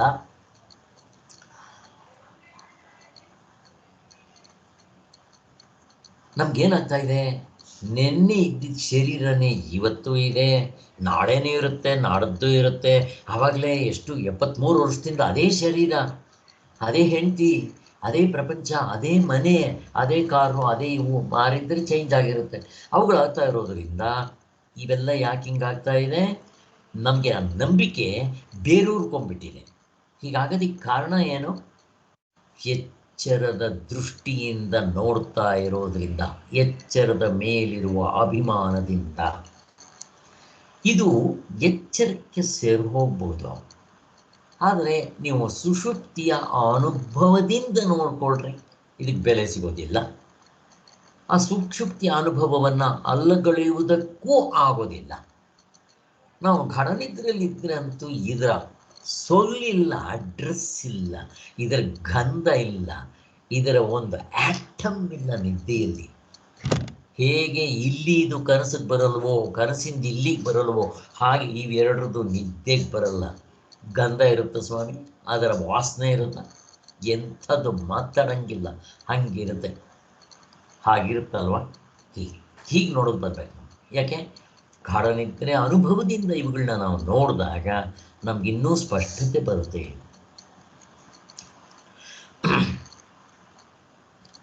ಅವಸ್ಥಾತ್ರಯದ ಪೂರ್ಣಾನುಭವದಿಂದ ತೀರ್ಪನ್ನು ಹೊಡೆದು ಹಾಕೋದಕ್ಕಾಗೋದಿಲ್ಲ, ಅದು ಎಂದಿಗೂ ಹೊಂದೋದಿಲ್ಲ. ಅದೇ ಕರ್ಣಗಳು, ಅದೇ ಅವಸ್ಥೆ, ಅದೇ ಶರೀರ, ಅದೇ ವಿಷಯಗಳು, ಅದೇ ಮನೆ, ಅದೇ ಹೆಂಡತಿ ಮನೆ, ಅದೇ ಆಧ್ಯಾತ್ಮಿಕ, ಅದೇ ಅದೇ ಅದೇ ಆದಿಭೌತಿಕ, ಅದೇ ಆದಿದೈವಿಕ ಅನ್ನೋದು ಹೀಗೆ ನಮಗೆ ಫಿಕ್ಸ್ ಆಗಿಬಿಟ್ಟಿರುತ್ತೆ. ಇದು ಎಷ್ಟೋ ಜನ್ಮಗಳ ಸಂಸ್ಕಾರದಿಂದ ಹಾಗೆ ನಡ್ಕೊಂಬಂದಿರೋದ್ರಿಂದ ನಾವು ಒಂದೇ ಸಾರಿ ಅದನ್ನು ಹೊಡೆದಾಕ ಬರೋದಿಲ್ಲ. ಅದೇ ಪ್ರಪಂಚವಿದು ಎಂದ ನಂಬಿಕೆ ವಿಮರ್ಶೆಯನ್ನು ಅನುಸರಿಸಿ ಮಾಡುವ ವಿಚಾರದಿಂದ ಗೊತ್ತುಪಡಿಸಿಕೊಳ್ಳಬೇಕಾಗಿದೆ. ಇದು ನಮಗೆ ಎಚ್ಚರದ ಅಭಿಮಾನದಿಂದ ಅದೇ ಪ್ರಪಂಚ ನಮ್ಗೆ ಇವಾಗಿಂದಲ್ಲ. ಈಗೇನೋ ನಮ್ಗೊಂದು 73 ವರ್ಷ ಆಗಿರ್ಬೋದು, ಅಕಸ್ಮಾತ್ ಇವಾಗ ನಾವು ಅದೇ ಪ್ರಪಂಚ ಅಂತ ಹೇಳ್ಬೋದು. ಈಗ ನಮ್ಮ ತಂದೆ ಇದ್ರಲ್ಲ, ಅವರೊಂದು 80 ವರ್ಷದಿಂದ ಇದ್ರಲ್ಲ, ಆವಾಗ ಇದ್ದಿದ್ದ ಪ್ರಪಂಚನೇ ಈಗಲೂ ಇರೋದು. ಆಗಲೂ ಸೂರ್ಯ, ಚಂದ್ರ, ನಕ್ಷತ್ರಗಳು, ಭೂಮಿ, ಈ ಪಂಚಭೂತಗಳು ಅವೇ ಕಂಟಿನ್ಯೂ ಆಗ್ತಾ ಇದೆ, ಅದೇ ನೀರೇ. ಅಲ್ಲಿವರೆಗೂ ಯಾಕೆ ಹೋಗ್ತೀರ ಸ್ವಾಮಿ? ಇದು ಕಲಿಯುಗ. ದ್ವಾಪರ ಯುಗದಲ್ಲೂ ಅದೇ ಇದ್ದಿದ್ದು ಸ್ವಾಮಿ. ದ್ವಾಪರ ಯುಗ ಯಾಕೆ ಹೋಗ್ತೀರಿ ಸ್ವಾಮಿ? ತ್ರೇತಾಯುಗಕ್ಕೆ ಹೋಗ್ರಿ, ಅದೇ ಪ್ರಪಂಚ, ಅದೇ ಸೂರ್ಯ, ಅದೇ ಚಂದ್ರ ಈಗಲೂ. ಇನ್ನು ಸತ್ಯಯುಗಕ್ಕೆ ಹೋಗಿ ಅದೇ ಕಂಟಿನ್ಯೂಷನ್ ಆಗ್ತಾ ಇದೆ ಅಂತ ನಾವು ಹೇಳ್ತೀವಲ್ವಾ. ನೋಡ್ರಿ ಹೇಗಿರುತ್ತಿದ್ದು. ಆದ್ದರಿಂದ ಇದು ಎಚ್ಚರದ ಅಭಿಮಾನದಿಂದ, ದುರಭಿಮಾನದಿಂದ ಅಂತ ಹೇಳ್ಬೋದು. ಆದ್ದರಿಂದ ನಾವು ಸಾರ್ವತ್ರಿಕ ಪೂರ್ಣಾನುಭವದ ವಿಚಾರದಿಂದ ವಿಚಾರ ಮಾಡಿ ಗೊತ್ತುಪಡಿಸ್ಕೋಬೋದು. ಹಾಗೆ ಗೊತ್ತುಪಡಿಸ್ಕೊಂಡ್ರೆ ಆ ನಂಬಿಕೆಯು ಎಚ್ಚರದ ದೃಷ್ಟಿಯಿಂದ ಕಳಂಕಿತವಾಗಿರುವುದರಿಂದ ನಾವು ಬರೀ ಎಚ್ಚರವನ್ನೇ ನೋಡ್ಕೋದ್ರೆ ಸಿಗೋದಿಲ್ಲ. ಎಲ್ಲ ದರ್ಶನಕಾರರು ಫೇಲ್ಯೂರ್ ಆಗಿದ್ದಿಲ್ಲೇ. ಈವನ್ ವೆಸ್ಟರ್ನ್ ಫಿಲಾಸಫರ್ಸು ಮತ್ತು ಬುದ್ಧಿಸಮ್ನವರು ಮತ್ತು ಎಲ್ಲರೂ ಇಲ್ಲೇ ಫೇಲ್ಯೂರ್ ಆಗಿರೋದು. ಆದ್ದರಿಂದ ನಾವು 3 ಅವಸ್ಥೆಗಳು ದೇವರು ಕೊಟ್ಟಿರೋದನ್ನು ಪರೀಕ್ಷೆ ಮಾಡಿಬಿಡಬೇಕು. ಮೊನ್ನೆ ನಾವು ಅವಸ್ಥಾತ್ರಯ ವಿಚಾರ ನೋಡಿದಾಗ ಅವನು ಏ ಸಚ್ಚೈ ಓ ಸಚ್ಚೈ ಅಂತ ಜನಕ ಮಹಾರಾಜ ಅವನ ಪ್ರಶ್ನೆ, ಅದಕ್ಕೆ ಆ ಅಷ್ಟವಕ್ರ ಬಂದು ಎರಡರಲ್ಲೇ ನೀನು ವಿಚಾರ ಮಾಡೋದು ನಿಂಗೆ ಸಿಗೋದಿಲ್ಲ. ನಿನ್ನ ದೇವರು ಮೂರನೇ ಅವಸ್ಥೆ ಕೊಟ್ಟಿದ್ದ ನಿದ್ದೆ, ಅದನ್ನೂ ಈ ಎಚ್ಚರ ಕನಸಿನ ಥರ ಪೂರ್ತಿ ಪರೀಕ್ಷೆ ಮಾಡಿಬಿಡು. ಮೂರು ಅವಸ್ಥೆಗಳನ್ನು ಸಮನಾಗಿ ನೋಡೋದನ್ನು ಕಲ್ತ್ಕೋ ಅಂತ ಅಷ್ಟವಕ್ರ ತೋರಿಸ್ಕೊಟ್ನಲ್ಲ, ಅದನ್ನು ನಾವು ಮರಿಬಾರ್ದು. ಬೇರೆಯವರೆಲ್ಲ ಅದೇ ತಪ್ಪು ಮಾಡಿತ್ತು. ಹೀಗೆ ನಾವು ವಿಚಾರ ಮಾಡಿದ್ರೆ ನಮ್ಗೆ ಯಾವ ಪ್ರಶ್ನೆನೂ ಇರೋದಲ್ಲ. ಆದ್ದರಿಂದ ಎಲ್ಲವೂ ಬರಿಯ ಅರಿವೆ ಎಂಬ ಸಿದ್ಧಾಂತಕ್ಕೆ ಯಾವ ಧಕ್ಕೆಯೂ ತಗಲದಂತೆ ಆಗೋದಿಲ್ಲ. ಅದಕ್ಕೋಸ್ಕರನೇ ಬ್ರಹ್ಮ ಸತ್ಯ, ಜಗತ್ತು ಮಿಥ್ಯ, ಅದೊಂದೇ ಸತ್ಯ, ಚಿನ್ನ ಒಂದೇ ಸತ್ಯ. ಒಡವೆಗಳು ತೋರ್ತಂತಲ್ಲ, ಹೌದು ತೋರುತ್ತೆ, ವ್ಯವಹಾರ ಮಾಡ್ರಿ, ಅವುಗಳಿಗೆ ಹೆಸರು ಕೊಡ್ರಿ, ಹಾಕ್ಕೊಳ್ರಿ, ದೇಹಕ್ಕೆ ಎಂಜಾಯ್ ಮಾಡ್ರಿ, ಅದು ಆನಂದವೇ, ಬೇರೆ ಆನಂದ ಅಲ್ಲ, ಆತ್ಮನ ಆನಂದವೇ ಅಲ್ಲೂ ತೋರ್ತಾ ಇರೋದು. ಆದರೆ ಆ ವಸ್ತುಗಳು ಇಲ್ಲದೆ ಆನಂದ ಪಡೆಯಕ್ಕೆ ಬರುತ್ತಾ? ಗಾಢನಿದ್ರೆಲ್ಲ ವಸ್ತುಗಳಿಲ್ವಲ್ಲ ಸ್ವಾಮಿ, ಆನಂದವಾಗಿದ್ರೋ ಇಲ್ವೋ ಹೇಳಿ? ಫಸ್ಟ್ ಕ್ಲಾಸ್ ಆಗಿದ್ದೆ, ಇನ್ನೂ ಅದಕ್ಕಿಂತ ಹೆಚ್ಚಿನ ಆನಂದ ಇದೆ. ಒಡವೆ ಹಾಕೊಂಡಾಗ ಯಾವ ಕಳ್ಳನ ಮಗ ಬಂದು ಎತ್ಕೊಂಡು ಹೋಗ್ತಾನೋ ಅನ್ನೋ ಭಯ ಇರ್ತಾ ಇತ್ತು, ಅದರಿಂದ ಪೂರ್ತಿ ಆನಂದ ಸಿಗ್ತಾ ಇರಲಿಲ್ಲ. ಈ ಗಾಢನಿದ್ರೆಯಲ್ಲಿ ಯಾವ ಕಳ್ಳ ಬಂದು ಎತ್ಕೊಂಡು ಹೋಗ್ತಾನೆ? ನಿಮ್ಗಿರೋ ಆನಂದ ಯಾವನ್ ಬಂದು ಕಿತ್ಕೊಂಡು ಹೋಗ್ತಾನೆ? ಯಾವ ಪೊಲೀಸ್ನವ್ರು ಬರ್ತಾರೆ, ಯಾವ CIDಗಳು ಬರ್ತಾರೆ ಗಾಢನಿದ್ರೆಗೆ? ಯಾವ ಇನ್ಕಮ್ ಟ್ಯಾಕ್ಸ್ನವ್ರು ಬಂದು ಟ್ಯಾಕ್ಸ್ ಹಾಕ್ತಾರಪ್ಪ ಸ್ವಾಮಿ ನಿಮ್ ಗಾಢನಿದ್ರೆಯಲ್ಲಿರೋ ಆ ಅನುಭವಕ್ಕೆ? ಹೇಳಿದ್ನಲ್ಲ, ಏ ದಡ್ಡ, ನೀನು ಬರೀ ಸೌದೆ, ಬೆಳ್ಳಿ, ಚಿನ್ನ ನೋಡ್ತಾ ಇದ್ದೀಯ. ನಿಮ್ಮಲ್ಲಿ ಏನಿದೆ ಸ್ವಾಮಿಂದಾಗ? ಅಯ್ಯೋ ದಡ್ಡ, ನಾನು ಒಳಗಡೆ ವಜ್ರ ಇದೆ ಕಣ, ಒಳಗೆ ವಜ್ರ ಇಟ್ಕೊಂಡು ಹೊರಗಡೆ ಅದಕ್ಕೆ ಹುಡುಕಕ್ಕೆ ಹೋಗ್ಬೇಕಾ? ಹಾಗಿರುತ್ತೆ ಗಾಢನಿದ್ರೆಯ ಅನುಭವ. ನಾವು ಕಂಡುಕೊಂಡು ನೋಡಿದಾಗ ವಸ್ತುಗಳಿಲ್ಲದೆ ಸುಖವಾಗಿರಕ್ಕೆ ಬರುತ್ತೆ. ಆಗ ಈ ಬೆಟ್ಟಕ್ಕೆ ಕಲ್ಲು ಹೆತ್ತಾಗ ತಪ್ಪೋಗುತ್ತೆ ಸ್ವಾಮಿ. ಇದು ನಾವು ಯಾವಾಗ ಕೊಡಬೇಕು? ಬೆಟ್ಟಕ್ಕೆ ಕಲ್ಲೆತ್ತಾಕಕ್ಕೆ ಶುರು ಮಾಡ್ತಾರೆ ನೋಡ್ರಿ, ಗೃಹಸ್ಥಾಶ್ರಮ ಕಾಲಿಟ್ಟಾಗ ಆವಾಗ ಕೊಡಬೇಕು. ನಾವೇನು ಮಾಡ್ತೀವಿ ಅಂದರೆ ಎಲ್ಲ ಸಾಯೋ ಸಮಯದಲ್ಲಿ ಕೊಡ್ತೀವಿ, ಅಷ್ಟೊತ್ತಿಗೆ ನಮ್ದೆಲ್ಲ ಮುಗ್ದೋಗ್ಬಿಟ್ಟಿರುತ್ತೆ. ಹಾಗಾಯ್ತು. ಅಯ್ಯೋ, ರೂಲ್ಸ್ ಆ್ಯಂಡ್ ರೆಗ್ಯುಲೇಷನ್ಸ್ ಯಾವಾಗ ಹೇಳಿದ್ರು ಅಂತಂದರೆ ಅವನು ಕೈಕಾಲು ಮುರ್ಕೊಂಡು ಬೇರೆಯವ್ರಿಗೂ ಕೈಕಾಲು ಮುರಿದ ಮೇಲೆ ಅವನು ಬದುಕಿದ್ರೆ ಈಗ ರೂಲ್ಸ್ ಆ್ಯಂಡ್ ರೆಗ್ಯುಲೇಷನ್ ತಿಳ್ಕೊ ಅಂತ ಹೇಳ್ದಂಗೆ ಆಯ್ತು. ಏನು ಉಪಯೋಗ? ಹಾಗಾಗ್ಬಿಟ್ಟಿದೆ ನಮ್ಮ ಕೆಲಸ. ಆದರೂ ವೇಸ್ಟ್ ಆಗೋದಿಲ್ಲ. ಯಾಕೆ ಹೇಳ್ರಿ? ಮುಂದಿನ ಜನ್ಮಕ್ಕೆ ಪೀಠಿಕೆ ಆಯ್ತು ಅಷ್ಟೇ. ಹಂಗಾದ್ರೂ ತಗೊಳ್ರಿ, ಇನ್ನು ಮುಂದೆ ಜನ್ಮ ಉಂಟಲ್ವಾ? ಅದಕ್ಕೋಸ್ಕರ ಆವಾಗ ಅಟ್ಲೀಸ್ಟ್ ನೋಡ್ರಿ, ಮುಂದಿನ ಜನ್ಮಕ್ಕೆ ನೀವು ಮುಂದೆ ಇದ್ದಿರೋ ಇಲ್ವೋ ಅಂತ ಹಾಗೆ ತಗೋಬೇಕು. ಆದ್ದರಿಂದ ಎಲ್ಲವೂ ಬರಿಯ ಅರಿವೆ ಎಂಬ ಸಿದ್ಧಾಂತಕ್ಕೆ ಯಾವ ಧಕ್ಕೆಯೂ ತೆಗೆದುವಂತಿಲ್ಲ. ಈಗ ನೆಕ್ಸ್ಟ್ ಚಾಪ್ಟರ್ ಹೋಗಬೇಕಾಗಿದೆ, 108. ಧರ್ಮಭೂತ ಜ್ಞಾನಗಳು ಬರೀ ಅರಿವಿಗಿಂತ ಬೇರೆಯಾಗಿಲ್ಲ. ಸೇಮ್ ಈಗ ಇಷ್ಟೊತ್ತು ಧರ್ಮಭೂತ ಜ್ಞಾನಗಳು ಅಂತ ಏನೇನು ಹೇಳಿದ್ರಲ್ಲ ಸ್ವಾಮಿ, ಸಿಂಪಲ್ ಆಗಿ ನಿಮ್ಗೆ ಹೇಳಬೇಕು ಅಂದರೆ ಅರ್ಧ ಡಜನ್. ಎಚ್ಚರದ್ದಾಗಲಿ ಕನಸಿದ್ದಾಗಲಿ ಇವು ಆತ್ಮನ್ ಬಿಟ್ಟು ಇರಕ್ಕೆ ಬರಲ್ಲ ಸ್ವಾಮಿ. ಹಗ್ಗವನ್ನು ಬಿಟ್ಟು ಹಾವು ತೋರಕ್ಕೆ ಬರಲ್ಲ, ಚಿನ್ನವನ್ನು ಬಿಟ್ಟು ಒಡವೆಗಳು ತೋರಕ್ಕೆ ಬರಲ್ಲ. ಅದೇ ರೀತಿ ಆತ್ಮನ್ ಬಿಟ್ಟು ಈ ಪ್ರಪಂಚಕ್ಕೆ ಅಸ್ತಿತ್ವ ಇಲ್ಲ.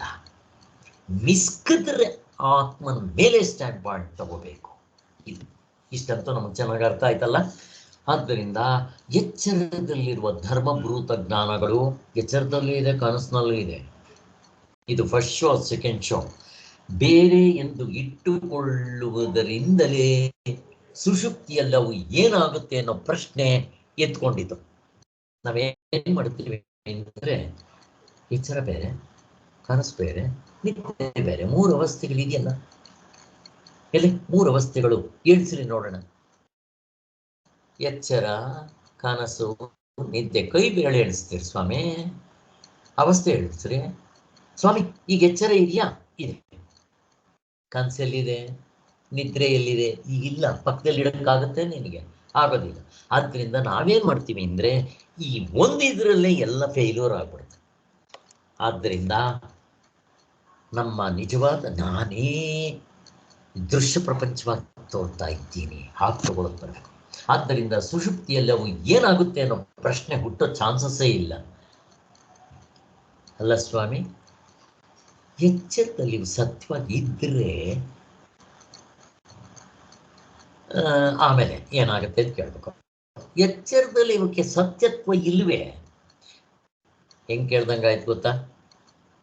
ಹಗ್ಗ ಅಂತ ಗೊತ್ತಾದ ಮೇಲೆ, ಸ್ವಾಮಿ ಹಾವು ಎಲ್ಲಿರುತ್ತೆ ಸ್ವಾಮಿ? ಹಗ್ಗ ಅಂತ ಗೊತ್ತಾದ ಮೇಲೆ ಹಾವು ಎಲ್ಲಿರುತ್ತೆ ಅಂತ ಯಾವನಾದ್ರು ಕೇಳ್ತಾರ? ದಡ್ಡ ಅಂತಾರಲ್ವಾ? ಹಾಗಾಗ್ತಾ ಇದೆ ನಮ್ಮ ಕತೆ. ಅವು ಏನಾಗುವುದು ಎಂಬ ಪ್ರಶ್ನೆ ಎತ್ಕೊಳ್ಳೋದಕ್ಕೆ ಸಾಧ್ಯವೇ ಇಲ್ಲ. ಎಚ್ಚರದಲ್ಲಿ ನಮಗೆ ಧರ್ಮಭೂತವಾದ ಜ್ಞಾನವೊಂದು ಇದೆ ಎಂದು ಒಪ್ಪಿಕೊಂಡರೂ ಅದರ ಹುಟ್ಟು ಹೊಂದುಗಳನ್ನು ಅರಿಯುವುದಕ್ಕೆ ನಮ್ಮ ಸ್ವರೂಪವಾದ ಜ್ಞಾನವು ಬೇಕೇ ಆಗಿರುತ್ತದೆ. ಈ ದೃಶ್ಯ ಪ್ರಪಂಚದಲ್ಲಿ ಧರ್ಮಭೂತ ಜ್ಞಾನಗಳು ತ್ರಿಪುಟಿ ಮುಕ್ಕುಪ್ಪೆ, ಅದನ್ನೇ ಧರ್ಮಭೂತ ಜ್ಞಾನಗಳು ಅಂತಾರೆ. ಇರುವ ಅರಿವು ಆನಂದ ಎಲ್ಲ ಡೂಪ್ಲಿಕೇಟ್. ಇವು ಅಲ್ಲಿ ಇದೆ ಅಂತ ಇಟ್ಕೊಂಡ್ರು ಅವು ಮೊದಲು ಇರಲಿಲ್ಲ, ಆಮೇಲೆ ಯಾವುದೋ ಒಂದು ಕಾಲದಲ್ಲಿ ಇರೋದಿಲ್ಲ. ಇವು ಫಾರ್ ಎಕ್ಸಾಂಪಲ್ ನಾನು ಅರ್ಧ ಡಜನ್ ಬದಲು ನಾನು ಒಂದು ಎಕ್ಸಾಂಪಲ್ ಕೊಡ್ತೇನೆ, ಮಿಕ್ಕಿರೋದು ಹಾಗೆ ನೋಡಿ ಸ್ವಾಮಿ. ಇದು 1951 ಮಾಡಲು, ಹಿಂದೆ ಇರಲಿಲ್ಲ. 1950 ಇತ್ತ ಇಲ್ಲ, ಈಗ ಯಾವಾಗಲೂ ಒಂದ್ಸಾರಿ ಇರೋದಿಲ್ಲ, ಆಮೇಲೂ ಇರೋದಿಲ್ಲ. ಮಧ್ಯದಲ್ಲಿ ಆಫ್ಟರ್ ಆಲ್ ಒಂದು 80-85 ವರ್ಷ, 90 ವರ್ಷ, 100 ವರ್ಷನೇ ಇಟ್ಕೊಳ್ರಿ, ಏನಾಯಿತು? ಅದನ್ನು ಸತ್ಯ ಅಂತ ಕರಿತೀರಾ? ಹಾಗೆ ಅರ್ಧ ಡಜನ್ ತಗೋಬೇಕು. ಬರೀ ಎಚ್ಚರ ಅಲ್ಲ, ಎಚ್ಚರ ದೃಶ್ಯ ಪ್ರಪಂಚದ ತಗೊಂಡ್ಬಿಡ್ಬೇಕು. ತಗೊಂಡಾಗ ಇದನ್ನು ಸತ್ಯ ಅಂತ ಹಿಂಗೆ ಹೇಳ್ತೀರಾ? ಇಲ್ಲೇ ಮುಗಿದೋಯ್ತಿದ್ರ ಕತೆ. ಯಾಕೆ ಅಲ್ಲಿವರೆಗೂ ಹೋಗ್ಬೇಕಾ ಸ್ವಾಮಿ? ಇದು ಕನ್ಸಕ್ಕೆ ಬರುತ್ತಾ? ಬರೋದಿಲ್ಲ. ಮತ್ತು ಇದಕ್ಕೆ ಸತ್ಯತ್ವ ಎಲ್ಲಿದೆ ಸ್ವಾಮಿ? ಹೋಗಿ ಎಚ್ಚರ ಕನಸು ನಿದ್ದೆಗೆ ಬರುತ್ತಾ? ಬರೋದಿಲ್ಲ. ಇಲ್ಲೇ ನೋಡ್ಕೊಂಡ್ಬಿಟ್ರೆ ಆಗೋಯ್ತಪ್ಪ. ಎಷ್ಟು ಚೆನ್ನಾಗಿದೆ, ಹೇಗಿದೆ ನೋಡ್ರಿ. ಇದಕ್ಕೆ ಪ್ರಳಯ ಆಗಬೇಕಾಗಿಲ್ಲ, ಸಾಯ್ಬೇಕಾಗಿಲ್ಲ, ಪುನರ್ಜನ್ಮಗಳು ಬಂದಿದ್ರ ಎಂಥದ್ದು ಬೇಕಾಗಿಲ್ಲ. ಎಂಥ ಒಂದು ಸಾರ್ವತ್ರಿಕ ಪೂರ್ಣ ಅನುಭವ ನಮ್ಗೆ ಕೊಟ್ಟಿದ್ದಾರೆ ನೋಡ್ರಪ್ಪ. ಇದನ್ನು ನಾವು ಕಲ್ತ್ಕೊಂಡು ತಿಳ್ಕೊ, ಯಾವ ಜನ್ಮದ ಪುಣ್ಯನೋ ನಮ್ಗೆ ಅಟ್ಲೀಸ್ಟ್ ಇದು ಕೇಳೋ ಅಂತ ಒಂದು ಅವಕಾಶ ಮಾಡಿಕೊಟ್ರಲ್ಲ. ಇದು ನಾನು ಹೇಳ್ತೀನಿ, ಹಿಂದಿನ ಜನ್ಮ ಸಂಸ್ಕಾರ ಏನಾದರೂ ಇದ್ರೇ ಇಲ್ಲಿ ಬರೋದು. ನಿಮಗೆ ಗೊತ್ತಿದೆ ಎಷ್ಟು ಜನ ಬಂದ್ರಿ ಇಲ್ಲಿ, 100 ಜನ ಬರೆದರು, ಕೇಳಿದ್ರು, ಕೊನೆಗೆ ಉಳ್ಕೊಂಡಿದ್ದು ಒಂದು 5-6 ಜನನೇ. ಇದು ಅವ್ರಿಗೆ ಆಸಕ್ತಿನೇ ಇರೋಲ್ಲ. ಏನು ಕೇಳೋದು, ಎಚ್ಚರ ಕನಸು ನಿದ್ದೆ ಇವೇ ತಾನೆ ಅಂತಾರಲ್ಲ, ಅವ್ರಿಗೆ ಅರ್ಥ ಆಗಿರೋಲ್ಲ ಅಷ್ಟೇ. ಅರ್ಥ ಆದವ್ರಿಗೆ ಇದು ಬಿಟ್ಟರೆ ಕ್ಲಾಸೇ ಇಲ್ವೇನೋ, ಇನ್ಯಾವುದು ಕ್ಲಾಸೇ ಅಲ್ಲ ಅನಿಸುತ್ತೆ, ಆಗಿರುತ್ತೆ. ಇರಲಿ. ಆದ್ದರಿಂದ ಆ ಸ್ವರೂಪವು ನಿದ್ರೆಯಲ್ಲಿ ಇದ್ದುಕೊಂಡೇ ಇರುವುದರಿಂದ, ಸೊ ಈಗ ಯಾಕೆ ಹೇಳಿದೆ ಅಂತಂದರೆ, ಈಗ ಅದು ಹಿಂದೆ ಇರಲಿಲ್ಲ, ಈಗಿದೆ, ಮುಂದೆ ಇರೋದಿಲ್ಲ. ಒಂದು. ಎರಡನೇದು, ಹೋಗ್ಲಿ ಇವಾಗ ಇದೆಯಲ್ಲಪ್ಪ, ಬದಲಾವಣೆಗಳಾಗ್ತಾ ಇದೆಯೋ ಇಲ್ವೋ ಅದು ಲೆಕ್ಕ ಹಾಕ್ಕೊಳ್ರಿ. ಹುಟ್ಟಿದಾಗ 2.5 kg, 3 ಅಡಿ, ಈಗ ಎಷ್ಟು ಡಿಫ್ರೆನ್ಸ್ ಆಗಿದೆ, ಎಷ್ಟು ವ್ಯತ್ಯಾಸ ಆಗಿದೆ. ಆಧ್ಯಾತ್ಮಿಕ ಮಾತ್ರ ಅಲ್ಲ, ಆದಿಭೌತಿಕ, ಆದಿದೈವಿಕ ಎಲ್ಲ ತಗೋಬೇಕು. ಕಾಲ, ದೇಶ, ಕಾರ್ಯಕಾರಣ ಭಾವ, ಇಷ್ಟು ಚೇಂಜಸ್ ಆಗ್ತಾ ಇದೆಯಲ್ಲ. ಇಷ್ಟು ಚೇಂಜಸ್ ಆಗ್ತಾ ಇದ್ರು ಯಾವುದರಿಂದ ಗೊತ್ತಾಯಿತು ನಿಮ್ಗೆ ಇಷ್ಟು ಚೇಂಜಸ್ ಆಗ್ತಾ ಇದೆ? ಅದು ಚೇಂಜಸ್ ಆಗುತ್ತಾ? ಹಿಂಗೆ ತಗೋಬೇಕು ಅಲ್ವಾ? ಅದು ಚೇಂಜ್ ಆಗೋದಿಲ್ಲ.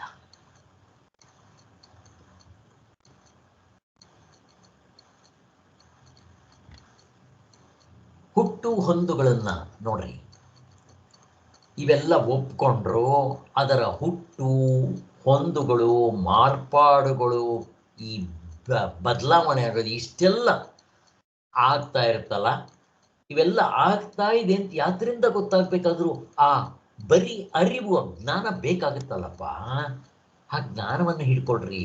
ಆ ಸ್ವರೂಪವು ನಿದ್ರೆಯಲ್ಲಿಯೂ ಇದ್ದುಕೊಂಡಿರುವುದರಿಂದಲೋ ಅದೇ ಸ್ವರೂಪ ಜ್ಞಾನ ನಿದ್ರೆಯಲ್ಲೂ ಇದೆ.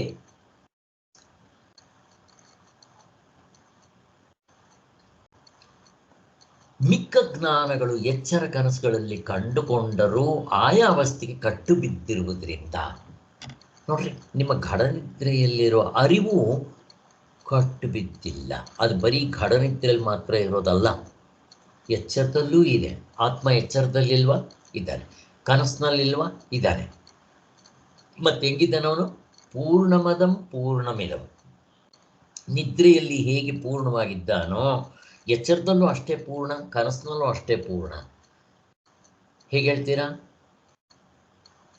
ಘಡನಿದ್ರೆಯಲ್ಲಿ ಯಾವುದು ಇರಲಿಲ್ಲ ಅಂತ ಯಾವುದರಿಂದ ಗೊತ್ತಾಯಿತೋ ಅವನಿದ್ದ. ಈಗ ಎಚ್ಚರದಲ್ಲಿ ಇವೆಲ್ಲ ಇದೆ, ಘಡನಿದ್ರೆಯಲ್ಲಿ ಇರಲಿಲ್ಲ ಅಂತ ಹೇಳ್ತೀರಲ್ಲ. ಇವೆಲ್ಲ ಇಷ್ಟು ಬದಲಾವಣೆ ಆಗ್ತಾ ಇದ್ರೂ ಯಾವುದು ಬದಲಾವಣೆ ಆಗದು ಇದೆಯೋ ಅದರಿಂದ ಈ ಬದಲಾವಣೆಗಳನ್ನ ಗುರುತಿಸ್ತಾ ಇದ್ದೀರಾ. ಕನಸಿನಲ್ಲೂ ಹಾಗೆ ಮುಗಿದೋಯ್ತು. ಅದು 3 ಅವಸ್ಥೆಗಳಲ್ಲೂ ಇದೆ ಅಂತ ನಿಶ್ಚಯ ಆಗೋಯ್ತು. ಆದ್ದರಿಂದ ಇವುಗಳು ಕಟ್ಟಿ ಬಿದ್ದಿರುತ್ತೆ. ಈ ಧರ್ಮೀಭೂತದ ಜ್ಞಾನಗಳು ಇದೆಯಲ್ಲ, ಎಚ್ಚರದ್ದು ಕನಸಿಗೆ ಬರಲ್ಲ, ಕನಸಿಂದು ನಿದ್ದೆಗೆ ಬರಲ್ಲ. ಇವೆರಡು ಸಾರಿ, ಕನಸಿಂದು ಎಚ್ಚರಕ್ಕೆ ಬರಲ್ಲ, ಇವೆರಡು ನಿದ್ದೆಗೆ ಬರಲ್ಲ. ಆದರೆ ನಿಮ್ಮ ಇವು ಧರ್ಮಭೂತದ ಜ್ಞಾನ, ಇವು ಕಟ್ಟು ಬಿದ್ದಿದೆ. ಆಯಾ ಅವಸ್ಥೆಗೆ ಬಿಟ್ಟು ಬೇರೆ ಅವಸ್ಥೆಗೆ ಹೋಗೋಕ್ಕೆ ಬರಲ್ಲ. ಹಾಗೆ ಜನಕ ಮಹಾರಾಜ ಕನಸಿಗೆ ಹೋಗೋಕ್ಕೆ ಬರಲ್ಲ, ಕನಸಿನಲ್ಲಿರೋ ಭಿಕ್ಷುಕ ಎಚ್ಚರಕ್ಕೆ ಬರೋಕ್ಕೆ ಬರೋಲ್ಲ. ಇವರಿಬ್ಬರು ನಿದ್ದೆಗೆ ಬರೋಕ್ಕೆ ಸಾಧ್ಯನೇ ಇಲ್ಲ. ಚೆನ್ನಾಗಿ ನೋಡ್ಕೊಂಡಿದ್ದೀವಿ. ಇದು ಒಂದು, ಎಲ್ಲವನ್ನೂ ಹೀಗೆ ತಗೋಬೇಕು. ಆದರೆ ಘಡನಿದ್ರೆಯಲ್ಲಿದ್ದ ನಿಮ್ಮ ನಿಜವಾದ ಸ್ವರೂಪ ಎಚ್ಚರದಲ್ಲೂ ಇದೆ, ಕನಸಿನಲ್ಲೂ ಇದೆ. ಹೇಗೆ ಹೇಳ್ತೀರಾ? ಎಚ್ಚರದಲ್ಲಿ ಇಷ್ಟೆಲ್ಲ ಜ್ಞಾನ ಆಗ್ತಾ ಇದೆ, ಯಾರಿಂದ ಗೊತ್ತಾಗ್ತಾ ಇದೆ? ಇದರಿಂದಲೇ. ಕನಸಿನದೆಲ್ಲ ಗೊತ್ತಾಯಿತು. ಕನಸನ್ನು ಕೇಳಿದ್ರೆ ಟಕ ಟಕ ಟಕ ಟಕ ಟಕ ಟಕ ಹೇಳ್ತೀರಲ್ಲ, ನಿದ್ದೆಯನ್ನು ಕೇಳಿದ್ರೆ ಟಕ ಟಕ ಟಕ ಟಕ ಹೇಳ್ತೀರಲ್ಲ. ಯಾವುದರಿಂದ ಗೊತ್ತಾಯಿತು? ಹೀಗೆ ಎಚ್ಚರದಲ್ಲಿ ಎಲ್ಲ ಏನು ಕೇಳಿದ್ರು ಹೇಳ್ತೀರಲ್ಲ, ಯಾವುದರಿಂದ ಗೊತ್ತಾಯಿತು? ಅದು 3 ಅವಸ್ಥೆಯಲ್ಲೂ ಕಾಮನ್ ಆಗಿ ಇರೋದ್ರಿಂದ ಅದರಿಂದ ಗೊತ್ತಾಯಿತು. ಅದರಿಂದ ಜ್ಞಾನ ಅಂತ ಯಾವುದಕ್ಕೆ ಹೇಳಬೇಕು? ಬರೀ ಅರಿವಿಗೆ. ಆದ್ದರಿಂದ ಸ್ವರೂಪ ಜ್ಞಾನವೇ ಧರ್ಮಭೂತ ಜ್ಞಾನಗಳ ಮತ್ತವುಗಳ ವಿಷಯಗಳ ತಿರುಳು. ನೀವು ಒಡವೆಗಳು ಅಂತ ಏನು ಹೇಳ್ತೀರೋ ಅದರ ತಿರುಳು ಚಿನ್ನವೇ. ಮಡಕೆ ಕುಡಿಕೆ ಅಂತ ಏನು ಹೇಳ್ತೀರೋ ಅದರ ಜಿಸ್ಟ್, ಅದರ ಆಧಾರ ಮಣ್ಣೆ. ನೀವು ಪ್ರಪಂಚ ಅವಸ್ಥೆ ಅಥವಾ ಅರ್ಧ ಡಜನ್ ದೃಶ್ಯ ಪ್ರಪಂಚ ಅಂತ ಏನು ಹೇಳ್ತೀರೋ ಅದರ ತಿರುಳು ನೀವೇ, ಆತ್ಮಸ್ವರೂಪವೇ. ನೀವೇ ಅಂದರೆ ಈ ಮುಷ್ಟಿ ಮೊರೆ ಇಟ್ಕೊಬಾರದ ಮೇಲೆ ಆತ್ಮಸ್ವರೂಪವೇ. ಆದ್ದರಿಂದ ಸ್ವರೂಪ ಜ್ಞಾನವೇ ಧರ್ಮಭೂತ ಜ್ಞಾನಗಳ ಮತ್ತೆ ಎಲ್ಲದರ ತಿರುಳು ಎಂದು ಸಿದ್ಧವಾಗುತ್ತೆ. ಹೇಗೆ? ಪರಮಾರ್ಥವು ಯಾವಾಗಲೂ ಇದ್ದುಕೊಂಡೇ ಇರಬೇಕಾದ್ದರಿಂದ ನಿದ್ರೆಯು ಅಥವಾ ಶುದ್ಧ ಚೈತನ್ಯವೆಂಬ ನಮ್ಮ ಸ್ವರೂಪ ಜ್ಞಾನವು ಪರಮಾರ್ಥದ ತಿರುಳಾಗಿರುತ್ತದೆ. ನಿದ್ರೆಯಲ್ಲೂ ಆ ಪೂರ್ಣ ಅನುಭವ ಇರುತ್ತೆ. ಯಾಕೆ? ಅದೇ ಅಲ್ಲಿರೋದು. ಇಲ್ಲಿ ಏನಾಗುತ್ತೆ ಅಂದರೆ ಆ ಪೂರ್ಣ ಅನುಭವ ಪ್ಲಸ್ ಅನಾತ್ಮ.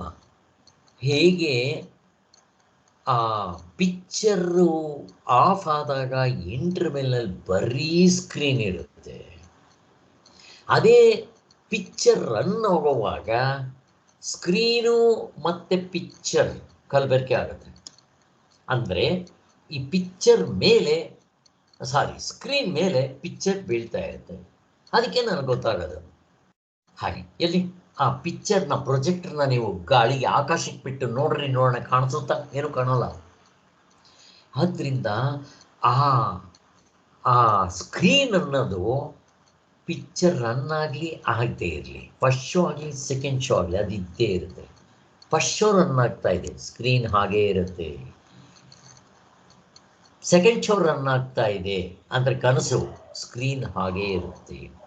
ಸ್ಕ್ರೀನು ಸ್ವಲ್ಪವೂ ಹರಿಯಲ್ಲ, ಅದು ರಕ್ತ ಆಗಲ್ಲ, ಮತ್ತು ಅದು ಸುಡಕ್ಕಾಗಲ್ಲ, ನೀರಿಂದ ಅದನ್ನು ಒದ್ದೆ ಮಾಡೋಕ್ಕೋಗಲ್ಲ, ಬೆಂಕಿಯಿಂದ ಸುಡಕ್ಕೆ ಬರಲ್ಲ, ಆಯುಧಗಳಿಂದ ಕಡಿಯಕ್ಕೆ ಬರಲ್ಲ. ಹೇಗಿದೆ ನೋಡಿ ಅಂಥ ಸ್ವರೂಪ ನಮ್ಮದು. ಅದನ್ನು ತೋರಿಸ್ತಾ ಇದ್ದಾರೆ. ಪರಮಾರ್ಥವು ಯಾವಾಗಲೂ ಇದ್ದುಕೊಂಡೇ ಇರಬೇಕಾದ್ದರಿಂದ ನಿದ್ರೆಯು ಅಥವಾ ನಿದ್ರೆ ಅಂತ ಎಚ್ಚರ ದೃಷ್ಟಿ ಅಂತ ಕರಿತೀವಿ, ಅದನ್ನು ಪಾರಮಾರ್ಥಿಕ ದೃಷ್ಟಿಯಿಂದ ನೋಡಿದ್ರೆ ನನ್ನ ನಿಜವಾದ ಸ್ವರೂಪವಾಗಿದ್ದೆ, ಅರಿವಾಗಿದ್ದೆ, ಆತ್ಮನಾಗಿದ್ದೆ, ನಾ ಇದ್ದೆ. ನಿದ್ರೆ ನಾ ಇದ್ದೆ. ನಾನು ಅಂದರೆ ಯಾರಲ್ಲಿ?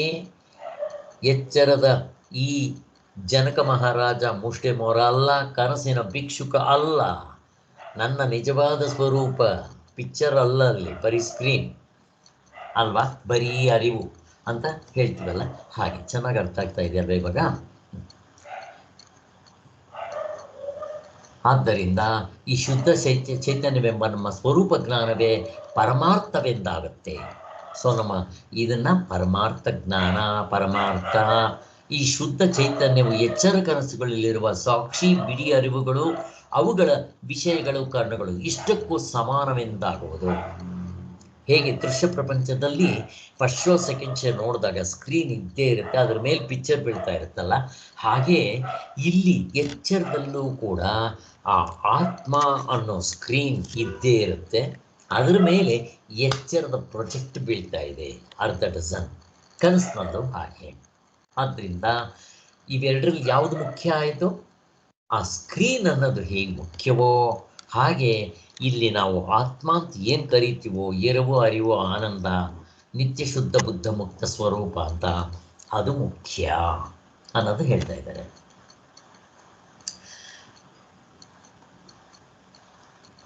ಆದರೆ ಆಗಲೂ ಸಾಕ್ಷಿಯು ಸ್ವರೂಪ ಜ್ಞಾನವೇ ಆಗಿ ಆ ರೂಪದಿಂದಲೇ ಇರುವುದರಿಂದ ಬಿಡೀ ಅರಿವುಗಳು, ವಿಷಯಗಳು, ಕರಣಗಳು ತಮ್ಮ ತಮ್ಮ ರೂಪದಿಂದ ಬೆಲೆಯಲ್ಲಿ ಸೊನ್ನೆಯೆಂದಾಗುವುದು ಎಂದರೆ ಸ್ವರೂಪ ಜ್ಞಾನಕ್ಕಿಂತವು ಬೇರೆಯಾಗಿ ಇಲ್ಲವೆಂದೇ ಆಗತ್ತೆ. ಈ ಅನಾತ್ಮ ಅಂತ ಏನು ಹೇಳಿರ್ತೀವೋ ಅದು ನಿಜವಾಗ್ಲೂ ಹುಡುಕಾಡಿದ್ರೆ ಸಿಗಲ್ಲ ಸ್ವಾಮಿ. ಅದಕ್ಕೋಸ್ಕರನೇ ಅದನ್ನು ಮಿಥ್ಯ, ಜಗತ್ತು ಮಿಥ್ಯ, ಬ್ರಹ್ಮ ಸತ್ಯ ಅಂತೀವಿ. ಅದಕ್ಕೋಸ್ಕರನೇ ಆ ಚಿನ್ನ ಸತ್ಯ, ಆಭರಣಗಳು ಮಿಥ್ಯ, ತೋರಿಹಾರದು, ವಾಚಾರಂಭಣ ವಿಕಾರ. ಹಾಗೆ ಈ ಆತ್ಮನು ಸತ್ಯ, ಅದಕ್ಕೆ ಅವನು ಸತ್ಯ ಅಂತ ಕರೆಯೋದು. ಸತ್ಯ ಅಂತಂದರೆ ಹೇಗಿದ್ರೆ ಸತ್ಯ ಅಂತ ಕರಿಬೇಕು ಅನ್ನೋದೆಲ್ಲ ಚಿಂತನೆ ಮಾಡಿದ್ದೀವಿ. ಆದ್ದರಿಂದ ಮಿಕ್ಕಿರೋದೆಲ್ಲ ಮಿಥ್ಯ, ಇದ್ದಂತೆ ತೋರುತ್ತೆ, ಸತ್ಯವಾಗಿರೋದಿಲ್ಲ, ಮೂರು ಅವಸ್ಥೆಗಳಲ್ಲಿ ಇರೋದಿಲ್ಲ, ಅಷ್ಟೇ ಬೇಕಾಗಿರೋದು. ಆದ್ದರಿಂದ ಇದು ಅವಸ್ಥಾತ್ರಯಕ್ಕೂ ಅನ್ವಯಿಸುವ ಅನುಭವದ ಬಲದಿಂದ ಏರ್ಪಡುತ್ತೆ. ನಾವು ಸಾರ್ವತ್ರಿಕ ಪೂರ್ಣ ಅನುಭವದಿಂದ ನೋಡಿಕೊಂಡ್ರೆ ಇದು ನಮ್ಗೆ ಕ್ಲಿಯರ್ ಕಟ್ ಆಗುತ್ತೆ. ಆದರೆ ಎಚ್ಚರವೊಂದನ್ನೇ ತೆಗೆದುಕೊಂಡಾಗ ಅಲ್ಲಿ ಆಗುವ ಅನುಭವವನ್ನು ಅವಲಂಬಿಸಿ ವಿಚಾರ ಮಾಡಿದ್ರೆ ತಾನೇ ಸಾಕ್ಷಿ ಸ್ವರೂಪಕ್ಕಿಂತ ಬೇರೆಯಾಗಿ ಧರ್ಮಭೂತ ಜ್ಞಾನವೆಂಬುದೊಂದು ಇದೆ ಎಂದು ಸಿದ್ಧವಾಗುತ್ತದೆಯೇ. ನಾವು ಬದಲಿ ಎಚ್ಚರ ದೃಷ್ಟಿಯಿಂದ ನೋಡಿದ್ರೆ ಏನಾಗುತ್ತೆ ಅಂತಂದರೆ ನಮಗೆ ಆತ್ಮ ಕಾಣೋದಿಲ್ಲ. ಹೇಗೆ ಆ ಹಳ್ಳಿಯವನಿಗೆ ಬಲ್ಬ್ ಕಾಣುತ್ತೆ, ಫಿಲಮೆಂಟ್ ಕಾಣುತ್ತೆ, ಹಿಂದೆಗಡೆ ಇರೋ ಕರೆಂಟ್ ಕಾಣೋದಿಲ್ವೋ, ಆ ಹಳ್ಳಿಯಿಂದ ಮೊದಲನೇ ಸಾರಿ ಪಿಕ್ಚರ್ ಬಂದವನಿಗೆ ಆ ಪಿಕ್ಚರ್ ಕಾಣುತ್ತೆ, ಆದರೆ ಹಿಂದೆಗಡೆ ಇರೋ ಸ್ಕ್ರೀನ್ ಕಾಣೋದಿಲ್ವೋ, ಹಾಗೆ ನಾವು ಬರೀ ಎಚ್ಚರದ ದೃಷ್ಟಿಯಿಂದ ಅಲ್ಲಿ ವಿಚಾರ ಮಾಡೋಕ್ಕೆ ಹೋದರೆ ನಮಗೆ ಆ ಪಿಕ್ಚರ್ ಕಾಣೋ ಹಾಗೆ, ಒಡವೆಗಳು ಕಾಣೋ ಹಾಗೆ ನನಗೆ ಈ ಅನಾತ್ಮವೇ ಸತ್ಯ ಅಂತ ಅಂದ್ಕೊಂಡ್ಬಿಡ್ತೀನಿ. ನಮಗಿದ್ದ ಸತ್ಯತ್ವ ಇಲ್ಲಿ ಗೊತ್ತಾಗೋದಿಲ್ಲ. ಹಾಗೆ ಅಲ್ವಾ? ಪಿಕ್ಚರ್ ಆಫ್ ಮಾಡಬೇಕು. ಅದಕ್ಕೋಸ್ಕರನೇ ನಿಮ್ಮನ್ನು ನಾವು ಆ ನಿದ್ದೆಗೆ ಕರ್ಕೊಂಡು ಹೋಗ್ಬೇಕು. ನಿದ್ರೆಯಲ್ಲಿ ಏನಾಗುತ್ತೆ ಅಂದರೆ ಎಚ್ಚರ ಕನಸುಗಳ ಈ ದೊಂಬರಾಟ ಇರೋದಿಲ್ಲ ಅಲ್ವಾ, ಈ ದ್ವಂದ್ವಗಳು ಇರೋದಿಲ್ಲ, ದ್ವೈತ ಇರೋದಿಲ್ಲ. ಅಲ್ಲಿ ಬರೀ ನಾನು ಮಾತ್ರ ಇರ್ತೇನೆ, ಅದರಿಂದ ಗುರುತಿಸ್ಕೊಳ್ಳೋದು ಸುಲಭ ಅನ್ನೋದಕ್ಕೋಸ್ಕರ ಅಷ್ಟೇ. ಆದ್ದರಿಂದ ಆ ನಾನು ಅಂತನ್ನೋ ಸ್ವರೂಪ ಜ್ಞಾನಕ್ಕಿಂತ ಬೇರೆಯಾಗಿ ಈ ಅರ್ಧ ಡಜನ್ ಅಂತ ಏನು ಹೇಳ್ತೀವೋ, ಅರ್ಧ ಡಜನ್ ಏನೇನಂತ ಕರಿತೀವಿ, ಅವಸ್ಥೆ ಒಳಗಡೆ ಇರೋ ಆಧ್ಯಾತ್ಮಿಕ, ಆದಿಭೌತಿಕ, ಆದಿದೈವಿಕ, ಅದರಲ್ಲಿರೋ ಧರ್ಮಭೂತ ಜ್ಞಾನಗಳು, ವಿಷಯಗಳು, ಮತ್ತು ತ್ರಿಪುಟಿ, ಮುಕ್ಕುಪ್ಪೆ, ಇವೆಲ್ಲಕ್ಕೂ ಆಧಾರ ನಾನೇ ಅಂತ ನಮಗೆ ಸ್ಪಷ್ಟವಾಗಿ ಅರ್ಥ ಆಗುತ್ತೆ. ಇದನ್ನು ನಾವು ಚೆನ್ನಾಗಿ ಮೆಲ್ಕು ಹಾಕಬೇಕು. ಜ್ಞಾನದಲ್ಲಿ ಹೀಗೆ ಇಬ್ಬಾಗವನ್ನು ಮಾಡುವುದಕ್ಕೆ ಅಲ್ಲಿ ಯಾವ ಆಧಾರ ಇರುತ್ತೆ? ಜ್ಞಾನವನ್ನು ಹೀಗೆ ಇಬ್ಬಾಗ ಮಾಡ್ರಿ ನೋಡೋಣ. ಮಾಡಕ್ಕೆ ಬರೋದಿಲ್ಲ.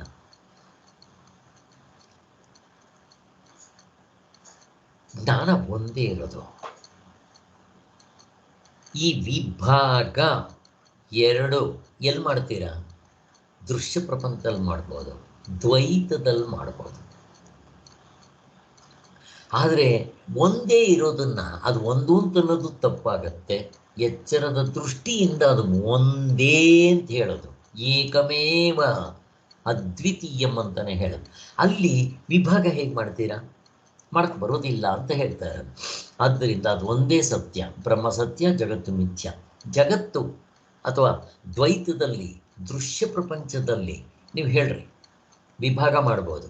ಅದಕ್ಕೆ ತ್ರಿಪುಟಿ, ಮುಕ್ಕುಪ್ಪೆ ಇವೆಲ್ಲ, ಇದು ಆಧ್ಯಾತ್ಮಿಕ, ಆದಿಭೌತಿಕ, ಆದಿದೈವಿಕ, ಕಾಲ, ದೇಶ, ಕಾರ್ಯಕಾರಣ, ಹಿಂಗೆಲ್ಲ ವಿಭಾಗಗಳು ಮಾಡ್ಬೋದು. ಬದಲಾವಣೆ ಆಗ್ತಾ ಇರುತ್ತೆ. ಲಬ್ ಲಬ್ ಲಬ್ ಲಬ್ ಅಂತ ಏನು ಬೇಕಾದರೂ ಮಾಡ್ಬೋದು. ಹೇಗೆಂದರೆ ಜ್ಞಾನವು ಹುಟ್ಟಿತು ಹೋಯಿತು ಎಂದು ನಾವು ಹೇಳುವ ಕಡೆಗಳಲ್ಲೆಲ್ಲ ಹುಟ್ಟಿದ್ದು ಹೋದದ್ದು ಏನು ಅಂತ ಅಲ್ವಾ? ಇಲ್ಲಿ ನಾವೇನು ಮಾಡ್ತೀವಿ? ಈ ಧರ್ಮಭೂತ ಜ್ಞಾನಗಳು ಹುಟ್ಟುತ್ತೆ, ಬೆಳೆಯುತ್ತೆ, ಕಡಿಮೆ ಆಗುತ್ತೆ, ಇಲ್ದಂಗೆ ಆಗುತ್ತೆ. ಈಗ ಮಕ್ಕಳಿಗೆ ಹಿಂದೆಲ್ಲ ಆಗಿದೆ ಇದು. ಮಕ್ಕಳಿಗೆ ಏನು ಜ್ಞಾನ ಇರಲ್ಲ. ಅದೇ 1 ವರ್ಷ 2 ವರ್ಷ ಆದಮೇಲೆ ಅವ್ರು ಸ್ವಲ್ಪ ಜ್ಞಾನ ಬರುತ್ತೆ. ಕೊನೆಗೆ ತಂದೆ ತಾಯಿಗಳು, ಗುರುಗಳು ಸ್ಕೂಲ್ಗಳಲ್ಲಿ ಹೇಳಿಕೊಟ್ಟಾಗ ಅವ್ರ ಜ್ಞಾನ ಬೆಳೆಯುತ್ತೆ. ಸ್ಕೂಲ್ಗಳು ಮತ್ತು ಹೈಸ್ಕೂಲ್ಗಳು, ಕಾಲೇಜ್ಗಳು ಬಂದಮೇಲೆ ಇನ್ನೂ ಬೆಳೆಯುತ್ತೆ ಅಲ್ವಾ? ಮತ್ತು ಅದೇ ವಯಸ್ಸಾದಮೇಲೆ ಅರಳೋ ಮರಳೋ ಆ ಜ್ಞಾನ ಕಡಿಮೆ ಆಗೋಕ್ಕೆ ಶುರುವಾಗುತ್ತೆ, ನೆನಪಿನ ಶಕ್ತಿ ಎಲ್ಲ. ಹೀಗೆ ಈ ಜ್ಞಾನಗಳು ಮೊದಲು ತೋರದೇ ಇರೋದು, ಆಮೇಲೆ ಸ್ವಲ್ಪ ತೋರೋದು, ಗುರುಗಳು ತಾಯಿಗಳು ಇವುಗಳಿಂದ ಸ್ವಲ್ಪ ವೃದ್ಧಿ ಆಗೋದು, ಇನ್ನೂ ಚೆನ್ನಾಗಾಗೋದು, ಆಮೇಲೆ ಅದು ಕ್ಷೀಣವಾಗ್ತಾ ಬರೋದು. ಹೀಗೆ ಮೊದಲು ಇಲ್ಲದ್ದು, ಆಮೇಲೆ ಬೆಳೆದದ್ದು, ಆಮೇಲೆ ಕಡಿಮೆ ಆಗ್ತಾ ಬಂದದ್ದು ಯಾವುದರಿಂದ ಗೊತ್ತಾಯಿತೋ ಅದು ಈ ಬದಲಾವಣೆಗಳು ಇರೋದಿಲ್ಲ ಅದಕ್ಕೆ ಅಲ್ವಾ? ಅದು ಸ್ಥಿರವಾಗಿರುತ್ತೆ ಅಂತ. ಈಗ ಪಿಕ್ಚರ್ನಲ್ಲಿ ನೀವು ಏನು ಬೇಕಾದರೂ ಬಂದು ಹೋಗ್ಬೋದು. ಸ್ಕ್ರೀನು ಬಂದು ಹೋಗ್ತಾ ಇರುತ್ತೇನೋ? ಸ್ಕ್ರೀನ್ ಅಲ್ಲೇ ಇರುತ್ತೆ, ಅದು ಸ್ಥಿರವಾಗಿರುತ್ತೆ, ಕ್ರಿಸ್ಟಲ್ ಕ್ಲಿಯರ್. ಅದರ ಮೇಲೆ ಈ ಬದಲಾವಣೆಗಳು ಏನು ಬೇಕಾದರೂ ಆಗ್ಬೋದು. ಫಸ್ಟ್ ಶೋ ಹೋಗ್ಬೋದು, ಸೆಕೆಂಡ್ ಶೋ ಬರ್ಬೋದು, ಮ್ಯಾಟ್ನಿ ಬರ್ಬೋದು, ಮಾರ್ನಿಂಗ್ ಶೋ ಬರ್ಬೋದು, ಎಷ್ಟು ಶೋಗಳು ಬೇಕಾದರೂ ಬಂದು ಹೋಗ್ಬೋದು. ಸ್ಕ್ರೀನ್ ಬಂದು ಹೋಗ್ತಾ ಇರುತ್ತೇನೋ? ಬರುತ್ತೆ. ಮೇಲ್ಗಡೆ ಇರೋ ಪಿಕ್ಚರ್ಗಳು ಬೇರೆ ಬೇರೆ. ಹಾಗೆ ನಮ್ಗೆ ಎಚ್ಚರ ಬೇರೆ, ಕನಸನ್ ಬೇರೆ. ಎಚ್ಚರದಲ್ಲಿ ಜನಕ ಮಹಾರಾಜ, ಕನಸಿನಲ್ಲಿ ಭಿಕ್ಷುಕ, ಎಷ್ಟು ವ್ಯತ್ಯಾಸ ನೋಡ್ರಿ. ಆದ್ದರಿಂದ ಈ ಥರ ಎಲ್ಲ ವೇರಿಯೇಷನ್ಸ್ ಆಗ್ತಾ ಇರುತ್ತೆ ಅಂತ ನಮಗೆಲ್ಲ ಚೆನ್ನಾಗಿ ಗೊತ್ತಿದೆ. ಹುಟ್ಟಿದ್ದು ಹೋದಿದ್ದು ಏನು? ಜ್ಞಾನವೇ ಹುಟ್ಟಿ ಹೋಯಿತಾ? ಹಾಗೆನ್ನಲು ನಮಗೆ ಯಾವ ಅಧಿಕಾರವಿದೆ? ಘಡನಿದ್ರೆಯಲ್ಲಿರೋ ಜ್ಞಾನ ಯಾವತ್ತಪ್ಪ ಅದು ಇಲ್ದಂಗಾಗತ್ತೆ? ಆ ಅರಿವಿಗೆ ಲೋಪವಿಲ್ಲ. ಹೇಗಿದೆ ನೋಡ್ರಿ. ಸೂರ್ಯ ಯಾವಾಗಾದರೂ ಕತ್ಲೆ ನೋಡಿದ್ದಾನೆ ಸ್ವಾಮಿ? ಸೂರ್ಯನಲ್ಲಿ ಕತ್ಲೆ ತೋರಿಸಿ ಸ್ವಾಮಿ. ನಾವು ಇಲ್ಲಿಂದ ಕತ್ಲೆ ಗಿತ್ಲೆ ಅಂತ ಅಂತೀವಿ, ಸೂರ್ಯನಲ್ಲಿ ಸ್ವಲ್ಪ ಕತ್ಲೆ ತೋರಿಸಿ, ಸಾಧ್ಯವೇ ಇಲ್ಲ. ಅಲ್ಲಿ ಬೆಳಕು ಕತ್ತಲೆ. ಸೂರ್ಯ ಎಂದಾದರೂ ಮುಳುಗ್ತಾನ? ಮುಳುಗದೇ ಇಲ್ಲ. ಹೇಗಿದೆ? ಈ ಸೂರ್ಯ ಅನಾತ್ಮ, ಇವನನ್ನೂ ಬೆಳಗೋ ಆತ್ಮ ಯಾರೋ ವೈಕುಂಠ ಕೈಲಾಸದಲ್ಲಿರೋನಲ್ಲ, ನಾನೇ, ಈ ಮುಷ್ಟೆ ಮೋರೆ ಅಲ್ಲ. ನನ್ನ ನಿಜವಾದ ಸ್ವರೂಪ ಹುಟ್ಟುತ್ತೆ, ಹೊಂದುತ್ತೆ, ಮತ್ತೆ ಅಲ್ಲಿ ಬದಲಾವಣೆ ಆಗುತ್ತೆ, ಇಲ್ದಂಗಾಗುತ್ತೆ. ಇವೆಲ್ಲ ಏನಾದರೂ ಹೇಳ್ತೀರಾ? ಕತ್ಲೆ ಅನ್ನೋದು ಹೇಳ್ತೀರಾ ಅಲ್ಲಿ? ಅಜ್ಞಾನ ಹೇಳ್ತೀರಾ? ಮರವಿ ಹೇಳ್ತೀರಾ ಅಲ್ಲಿ? ಇಲ್ಲ, ಇವನ್ ಜ್ಞಾನ ಸ್ವಲ್ಪ ಮೊದಲು ಇತ್ತು, ಆಮೇಲೆ ಬೆಳೀತು, ಆಮೇಲೆ ಕಡಿಮೆ ಆಯಿತು, ಅಲ್ಲಿ ಹೇಳ್ರಿ ನೋಡೋಣ. ಚಿಕ್ಕ ವಯಸ್ಸಿನಲ್ಲಿ ನೀವು ಘಡನಿದ್ರೆ ನೋಡಿದ್ರೆ ಏನು ಅನುಭವ ಆಗ್ತಾ ಇತ್ತೋ ಈಗಲೂ ದಿನನಿತ್ಯ ಅನುಭವ ನೋಡ್ರಿ ಹಾಗೇ. ನನಗೆ ಮಾತ್ರ ಅಲ್ಲ, ಪ್ರಪಂಚದಲ್ಲಿರೋ ದೇವತೆಗಳು, ಋಷಿಗಳು, ರಾಕ್ಷಸರು, ಮನುಷ್ಯರು, ಪ್ರಾಣಿ, ಯಾರು ಬೇಕಾದ್ರೂ ನೋಡ್ಕೊಳ್ಳಿ, ಒಂದೇ ಜ್ಞಾನ. ಅಲ್ಲಿ ಬದಲಾವಣೆ ತೋರಿಸಿ ಬರೋದಿಲ್ಲ. ಆ ಜ್ಞಾನವು ತನ್ನ ಹುಟ್ಟುಹೊಂದುಗಳನ್ನು ತಾನೇ ಅರಿತುಕೊಳ್ಳಲಾರದೆಂಬುದು ಸ್ಪಷ್ಟವೇ ಆಗಿದೆ ಆದ್ದರಿಂದ ಅದು ಬದಲಾವಣೆ ಆಗೋದಿಲ್ಲ. ಆ ಸ್ಕ್ರೀನ್ ಹಾಗೆ ಇರುತ್ತೆ, ಅದರ ಮೇಲೆ ಬಂದು ಹೋಗಿರೋ ಪಿಕ್ಚರ್ಗಳು ಬದಲಾವಣೆ ಆಗ್ತಾ ಇರೋದನ್ನು ಸ್ಕ್ರೀನು ಗುರುತಿಸುತ್ತಲ್ವ ಹಾಗೆ. ಆದ್ದರಿಂದ ಮೇಲೆ ಹೇಳಿದಂತೆ ಅರಿಯುವುದಕ್ಕೆ ನಮ್ಮ ಸ್ವರೂಪ ಜ್ಞಾನವೇ ಬೇಕು. ಇಷ್ಟೆಲ್ಲ ಬದಲಾವಣೆಗಳು ಇದು ಅರಿವಿನ ವಿಚಾರ ಆಗಿರೋದ್ರಿಂದ ಅರಿವು ಹೇಳ್ತಾ ಇದ್ದಾರೆ. ಇರುವಿನ ವಿಚಾರ ಆದಾಗ ಬರೀ ಇರುವ, ಆನಂದದ ವಿಚಾರ ಆನಂದ. ಇಷ್ಟೆಲ್ಲ ಬದಲಾವಣೆಗಳಾಗ್ತಾ ಇದ್ರೂ ಕೂಡ ಇದು ಯಾವುದರಿಂದ ಗೊತ್ತಾಗುತ್ತೋ ಅದು ಬದಲಾವಣೆ ಆಗೋದಿಲ್ಲ ಅನ್ನೋದು ಹೇಳ್ತಾರೆ. ಇದು ನಿಜವಾದರೆ ಸ್ವರೂಪ ಜ್ಞಾನವೇ ವಿಷಯಗಳನ್ನು ಅರಿಯಲಾರದೆ. ಇಲ್ಲಿ ನಾವೇನು ಮಾಡ್ತೀವಿ ಅಂತಂತಂದರೆ, ಎಚ್ಚರದಲ್ಲಿ ನಾವು ಆತ್ಮನ ಗುರುತಿಸದೇ ಇರೋದ್ರಿಂದ ನಿಮಗೆ ಜ್ಞಾನ ಯಾತ್ರಿಂದ ಆಗುತ್ತೆ ರೀ ಅಂದರೆ, ಸ್ವಾಮಿ ಕಣ್ಣಿಂದ ನಿಮಗೆ ಜ್ಞಾನ ಆಗುತ್ತೆ, ಕಿವಿಯಿಂದ ಆಗುತ್ತೆ, ಮತ್ತು ಮನಸ್ಸಿದೆ, ಇದರಿಂದನೇ ನಿಮಗೆ ಜ್ಞಾನ ಆಗೋದು. ನೀವು ಯಾವುದೋ ಹೇಳ್ತೀರಲ್ಲ ಅವೆಲ್ಲ ಏನೂ ಇಲ್ಲ ಅಂತೀವಿ. ಆ ಹಳ್ಳಿಯವನು ಹೇಳ್ದಂಗೆ ಬಲ್ಬೇ ಇಷ್ಟು ಬೆಳಕು ಕೊಟ್ಬಿಡುತ್ತೆ, ಅದ್ರ ಹಿಂದೆಗಡೆ ಇರೋ ಫಿಲಮೆಂಟ್ ಕೊಟ್ಬಿಡುತ್ತೆ ಅಂತ. ಅವನು ಕರೆಂಟ್ ಆಮೇಲೆ ಗೊತ್ತಾದ್ಮೇಲೆ ಅರೆ ಇವಕ್ಕೆ ಎಲ್ಲಿದೆ, ಆ ಕರೆಂಟಿಂದಲೇ ಇವಕ್ಕೆ ಅಸ್ತಿತ್ವ ಬಂದಿರೋದು, ಆ ಕರೆಂಟೇ ಆ ಫಿಲಮೆಂಟ್ನಲ್ಲಿ ಹರಿತಾ ಇರೋದು, ಆ ಬಲ್ಬಿನ ಮುಖಾಂತರ ಬೆಳಕು ಕೊಡ್ತಾ ಇರೋದು. ಹಾಗೆ ನಮ್ಗೆ ಎಚ್ಚರದಲ್ಲಾಗೋ ಈ ಜ್ಞಾನಗಳು, ಮುಕ್ಕುಪ್ಪೆ, ತ್ರಿಪುಟಿ ಎಲ್ಲ ಹೇಳ್ತೀರಲ್ಲ, ಇವುಗಳು ಎಲ್ಲಿಂದ ಸಾಲ ತಗೊಂಡ್ಬರ್ತಾ ಇದೆ? ನಿಮ್ಮ ಒಳಗಡೆ ಇರೋ ಆತ್ಮನಿಂದ ತಗೊಂಡ್ಬರ್ತಾ ಇದೆ ಅನ್ನೋದು ಹೇಳ್ತಾರೆ. ಇಲ್ಲಿಗೆ ನಿಲ್ಲಿಸಿರೋಣ. ಓಂ ಶಾಂತಿ ಶಾಂತಿ ಶಾಂತಿ. ಜೈ ಗುರುದೇವ್, ಜೈ ಶ್ರೀರಾಮ್.